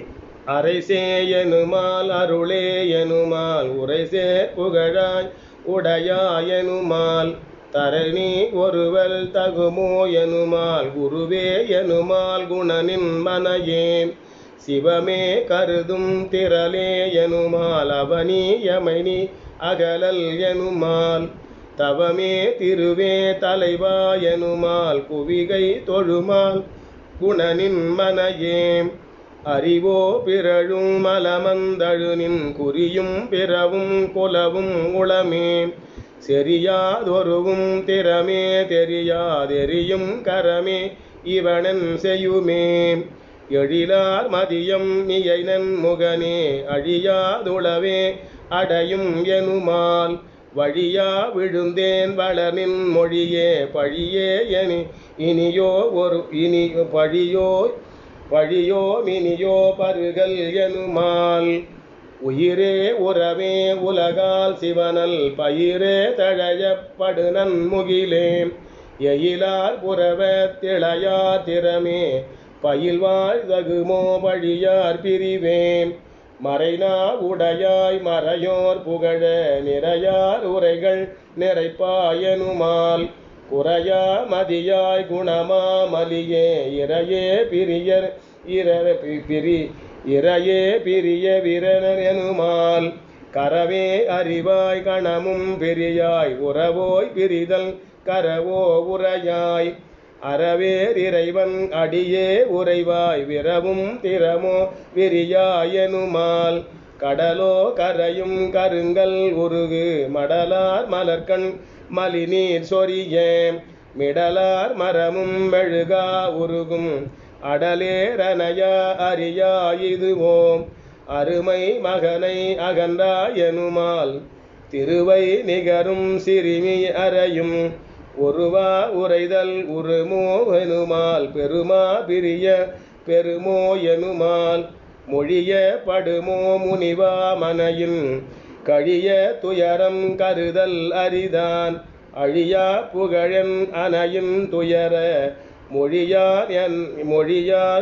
மொழியாயனையான் உனை வேண்டுவமே என்று அந்த தாபத நிலை பாடியிருக்கிறார். அடுத்து 3ஆவதாக அவர் மன்னை காஞ்சி என்று ஒரு 3 நிலையில் பாடியிருக்கிறார். வாங்கு கடல் குழிப்ப வன்புனன் முகந்து பாங்கு பெற உயரிய ஓங்கு மலையேறி மண்ணுயிர் கஞ்ச மின்னுடன் உரறி வரையாது பெய்த மழைக்குலம் போல மறைநூல் பொருளும் திருநெறி தமிழும் அரும்பொருள் பயப்ப வெறுங்குடன் காட்டி உவலை சமயிகள் கவலை எய்த சைவ சித்தாந்த மெய்யொடு கிளற உரை முறை நிறுத்தனை பலநான் மற்றகுது அழுந்துயர் கூற கழிந்தன்று மன்னே நீரினி தளைய வீரினதாகி அகன்று நிவந்து ஒழுகி பரந்தனின் நுதலும் கருகி மிளிர்ந்த திருவளரு புருவமும் பேரருள் நிரம்பு சீர்கழு விழியும் முல்லை முகிழன்ன மெல்லிய நாசியும் கொவ்வை என்ன செவ்விய விதழும் முருந்தினன் அன்ன திருந்திய வயிறு நவையறு கண்ணல் சுவையினதாகி காணினும் கேட்பினும் கருதினும் கழிதரு உரையொடு பயின்ற புறையறு மொழியும் செறிவொடு தசைந்த நறுவிய கதுப்பும் கத்தரி கொழுங்கடை ஒத்திட செவியும் சுரிவளை போல வரியொடு திரண்டு பூதி மணிதிகளும் தீதரு மிடரு மெழுவனத் திணிந்து முழவனச் சரிந்துவின் எழிலொடு கிளரும் கொழுவிய தோடு நான்முகன் அறியா வான்பொருள் வழக்கு உரை முறை முடிவு கடந்த விருபொருள் கல்வியும் ஒரு வழி எமக்கு திருவொடு காட்டும் யாழ்நுனியோடு வாழ்திருக்கையும் நீரு சண்ணித்த நிகரரு மேனியும் அருளது நீங்க அருளொடு காட்டி நாயினும் இழிந்த பேயினமாகி வெம்மையுமாண்ட பின்னை அம்மை பண்டைய உருவொடு சென்றனை மன்னே நின்னடி சேர்குனற்கு எல்லாம் இன்னருள் திரிவின்றி செய்குவை மன்னே மறுவலரு நின்முகம் கண்டு ஒன்று இறக்குவரு ஆயினது வரையாது வழங்குவை மன்னே ஒருகால் வெகுண்டுரை ஆடுவை எனினும் நகையொடு எம்முறும் விழுவங்களைவோய் மன்னே தாயினும் எமக்கு தலையளி புரிந்து தந்தையில் பெயரிய தயவினை மன்னே காழியில் வந்த கவுனியக் கன்றின் மிகுத்துறை எமக்கு தொகுத்தனை மன்னே மறைமுடி எல்லாம் துறைபட நிறுவி குறையறவிந்த குறிசிலை மன்னே மண்ணிடை வாழ்வும் விண்ணிடை வாழ்வும் மதியாது வைகியது சிதைவரு திருவினை சிவன் திருவடியே சிவனிய குறிப்பின் அவமது களைந்து தவமுறும் தன்மையை கட்புலம் படராது விட்புலம் படர்ந்து கண்ணுதல் திருவடி நன்னினை ஆயினும் பிரிவுறு துன்ப மரிதரிதாகலின் விழினி கருப்ப மொழியிடை குடர வானத்து உயரம் அடைதுமன்றே உருவே கண்ணே திருவே மணியே அறிவின் கொழுந்தே பொறையின் இறையே எம்முளம் அமர்ந்த அம்மணி விளக்கே புகழின் வடிவே பொலிவுறும் அமுதே கலையின் திறனே நிலையுமெம் உயிரே உயிரிடை நிரம்பு செய்தரும் உணர்வே உணர்வுக்கு உணர்வே ஒப்பிலா முதலே அறிவொடு கூடா சிறிய முருதுயர் பறிவொடு களை மதியனின் திருவடி நினைந்தொரு வரம் வேண்டுவலே என்று அந்த மன்னை காஞ்சி நிறைவு செய்திருக்கிறார். இதில் நிறைவாக உங்களை இழந்து வாடுகின்ற எங்களுடைய தேரம் நீங்க உன்னுடைய திருவடியை நினைந்து அது நீங்க வேண்டும் என்று உங்களிடத்தை வரம் கேட்க என்பது போல் அதை நிறைவு செய்திருக்கிறார். அவருடைய உருவ அமைப்புகளை எல்லாம் இந்த பகுதியில் அவர் முதல்ல தொடக்கத்தை சொல்லியிருக்கிறார். எல்லாம் ஒரு தக்க அறிஞரிடத்தில் சொல்லி எல்லாம் உரையோடு நாம் பாடம் கேட்பது போல கேட்டால் இது ரொம்ப இனிமையாக இருக்கும், சோமசுந்தரனை நிறைவை நாம் போற்றலாம் என்று சொல்லி நிறைவாக அவர்கள் எழுதிய நூல்கள் ஒரு பட்டியலை நம்முடைய மறைமலை அடிகளார் அவர்கள் அவர் எழுதிய அந்த வரலாற்று நூலில் நிறைவாக அவர் குறிப்பிட்டிருக்கிறார். அந்த நூல் பட்டியலை மாத்திரம் அடியன் படித்து இந்த அளவில் சோமசுந்தர நாயகருடைய அருள் வரலாற்றை நிறைவு செய்யலாம் என்று எண்ணியிருக்கிறேன். திருச்சிற்றம்பலம். அவர் எழுதிய நூல்கள் இதை ஆண்டு முதல் கொண்டு போட்டிருக்கிறார். எந்தெந்த ஆண்டு போட்டதெல்லாம் தெரிஞ்சதுக்கெல்லாம் ஆண்டு போட்டிருக்கிறார். அசம்பிரதாய நிரசனம், அஞ்ஞான திமிர பாஸ்கரம், அர்ச்சாதீபம், ஆஞ்சநேய ராம வைபவ பங்கம், ஆஞ்சநேய ராம வைபவ பங்கம், ஆதிசைவ பிரபாவம், ஆபாச ஞான நிரோதம், ராம தத்துவ தீபிகனது ஆபாச விளக்கம், ராமானுஜ மதசபேடிகை, உத்தமவாத தூலவாதூலம், கங்காதாரண பிரக்யரம், கீதார்த்த தீபிகாபாச நிரசனம், குதர்க்கவாத விபஞ்சினி, பூரேச விஜயபங்கம், சமரச ஞான தீபம், சன்மார்க்க போத வெண்பா, சித்தாந்த சேகரம், சித்தாந்த பூஷணம், சித்தாந்த உந்தியார், சிவகிரி பதிற்றுப்பத்தந்தாதி, சிவ தத்துவ சிந்தாமணி, சிவநாமாவளி, சிவ பாரம்பரிய பிரதர்சினி, சிவாதிக்க ரத்னாவளி முதற்பாகம், சிவாதிக்க ரத்னாவளி இரண்டாம் பாகம், சைவ சூடாமணி, ஞான சதுஷ்டய தர்ப்பணம், ஞான சம்பந்த பரத்துவ நிரூபணம், ஞான பேத துணிவு, ஞான பேத தெளிவு, ஞான பேத துணிவுன்னு ஒரு நூல், ஞான பேத தெளிவுன்னு ஒரு நூல், ஞான பேத விளக்கம், ஞான பேத விளக்க நியாய ரஷமணி, அப்புறம் திருக்குதிரிசிய விவேக கண்டனம், பரதத்துவ பிரகாசிகை, பரமபத பங்க வினாவிடை பாரத தாத்பரிய சங்கிரகம் பர்கர் மதத்துவ நிரூபணம் பிரஹ்மானுபூதி மூர்க்கவாத விபஞ்சினி மெய்கண்ட சிவதூஷண நிகிரகம் வேத பாஷ்ய சமாஜ கண்டனம் என்று இவ்வளவு நூல்கள் அவர்கள் அடிகளார் நம்முடைய சோமசுந்தர நாயகர் எழுதியிருக்கிறார். இந்த நூல்களை எல்லாம் மறுபிடிப்பதற்கு விட மறுபதிப்பெல்லாம் சிலது வந்தது, பலது வரவில்லை. இப்போ அதெல்லாம் கிடைக்குதான்னு தெரியல. நான் ஒரு முறை அந்த சோமசுந்தர நாயகுடைய அந்த விழாவை தொடங்கின காலத்துக்கு தொடர்ந்து நடத்திக்கிட்டு இருந்தோம். இப்போவும் நடக்கும்னு நினைக்கிறேன். இப்போவும் தொடர்ந்து நடத்திட்டு இருப்பார்கள். ஒரு முறை இந்த ஆச்சாரிய பிரபாவம் என்ற நூலை பற்றி என்னுடைய சிறிய தந்தையார் நாரா முருகவேல் அவருடைய திருமகனார், மறைந்த தம்பி, என்னுடைய தம்பி 11 ஆண்டு இளையவர். ஆனால் அவர் 10 ஆண்டுக்கு முன்னாடி 2010 காலமாயிட்டார். நல்ல ஆங்கில இதுலேயே ஆங்கில இலக்கியங்கள் படித்தவர். எம்ஏ பிஏ ஆங்கில இலக்கியம், எம்ஏ ஆங்கில இலக்கியம், அதுக்கப்புறம் எம்ஃபில் பிஹெச்டிலாம் பண்ணார். அவர் எம்ஃபில் வரலும் பண்ணார், பிஹெச்டி பண்ண முயற்சி பண்ணார், அது முடிக்கலன்னு நினைக்கிறேன். அதுக்கப்புறம் அவரை அப்போ சொற்பொழிவெல்லாம் பண்ண ஆரம்பித்தார். நானும் எங்கள் அப்பாவும் அடிக்கடி அவர் சொற்பொழிவு செய்ய சொல்லி அப்படி தொடங்கி அப்படி நல்லா பேசின்னு வந்தார்.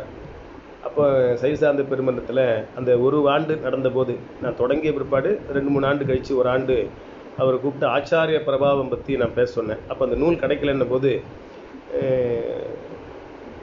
சென்னையில் யாரோ ஒரு அன்பர் வீட்டில், அது யாரும் நினைவில்லை, அவங்க வீட்டில் இருக்கிறதா அவங்க சொன்னாங்க. அப்போ நான் போய் அதை வாங்கி தம்பிக்கிட்ட கொடுத்து அதை படித்து, அதனுடைய தம்பி ஒரு 1.5 மணி நேரம், ஒரு 2 மணி நேரம் அப்படி பேசினார்.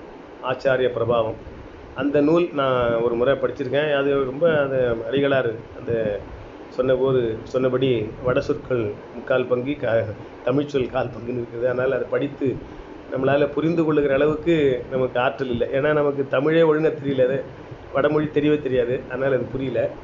ஆனால் அப்படி நூல்களெல்லாம் தலைப்பே பாருங்கள், நிறைய அதை படிக்க முடியாது, கொஞ்சம் கடினமாக இருக்கிறது. என்னுடைய சிற்றறிவுக்கு அதெல்லாம் ஒன்றும் இல்லை.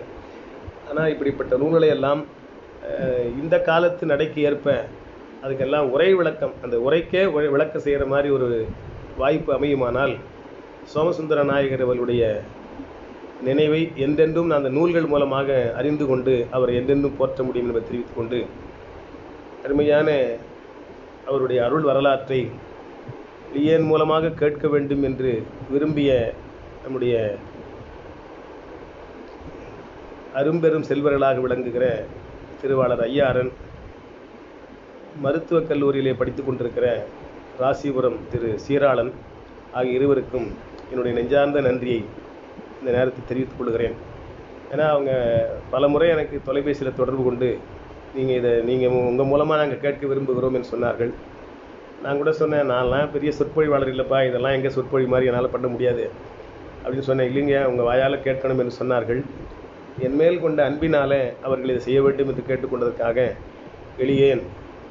சரி, எப்படி அதை படித்து அதை சீரணித்து அதை அப்படியே சொல்வதற்கான சூழல் எனக்கு இல்லை என்பதனால அதை அப்படியே படித்து இடையிடையே என்னால் முடிந்த சிறு விளக்கங்களை எல்லாம் சொல்லியிருக்கிறேன். இடையில் என்னுடைய நினைவுகளையும் அதில் சொல்லியிருக்கிறேன். இதையெல்லாம் கேட்டு சோமசுந்தர நாயகருடைய குருவருளை நாம் முழுமையாக பெற வேண்டும் என்று கேட்டுக்கொண்டு, அவருடைய நூல்கள் எல்லாம் மீண்டும் அச்சுக்கு வருமானால் தக்க அன்பர்களை கொண்டு அதையெல்லாம் விரிவுரையாக வகுப்பு போல நடத்தி அவர் சொன்ன கருத்துக்களை எல்லாம் நாம் மீண்டும் தெரிந்து கொண்டால், எப்படி அவர் காலத்தில் நிறைய அன்பர்கள் மதம் மாறினார்களோ, பொய்மை சமயங்களெல்லாம் விட்டு மெய்மை சைவ சித்தாந்த சமயத்துக்கு வந்தார்களோ, அந்த நிலையில் நாமும் அதில் ஊற்றமாக இருந்து இதை பரப்புவதற்கு வாய்ப்பாக இருக்கும் என்று சொல்லி குருவருடையும் திருவருடையும் சிந்தித்து இந்த அளவிலே நிறைவு செய்கிறேன். நன்றி, வணக்கம். தென்னாடுடைய சிவனே போற்றி, எந்நாட்டவர்க்கும் இறைவா போற்றி, ஏகம்பத்துரையந்தாய் போற்றி, பாகம் பெண்ணுரு ஆனாய் போற்றி, திருக்கழுக்குன்றில் செல்வா போற்றி, பொறுப்பமரு பூவனத்து அரணே போற்றி, அருட்குருநாதர் திருவடிகள் போற்றி போற்றி. திருச்சிற்றம்பலம்.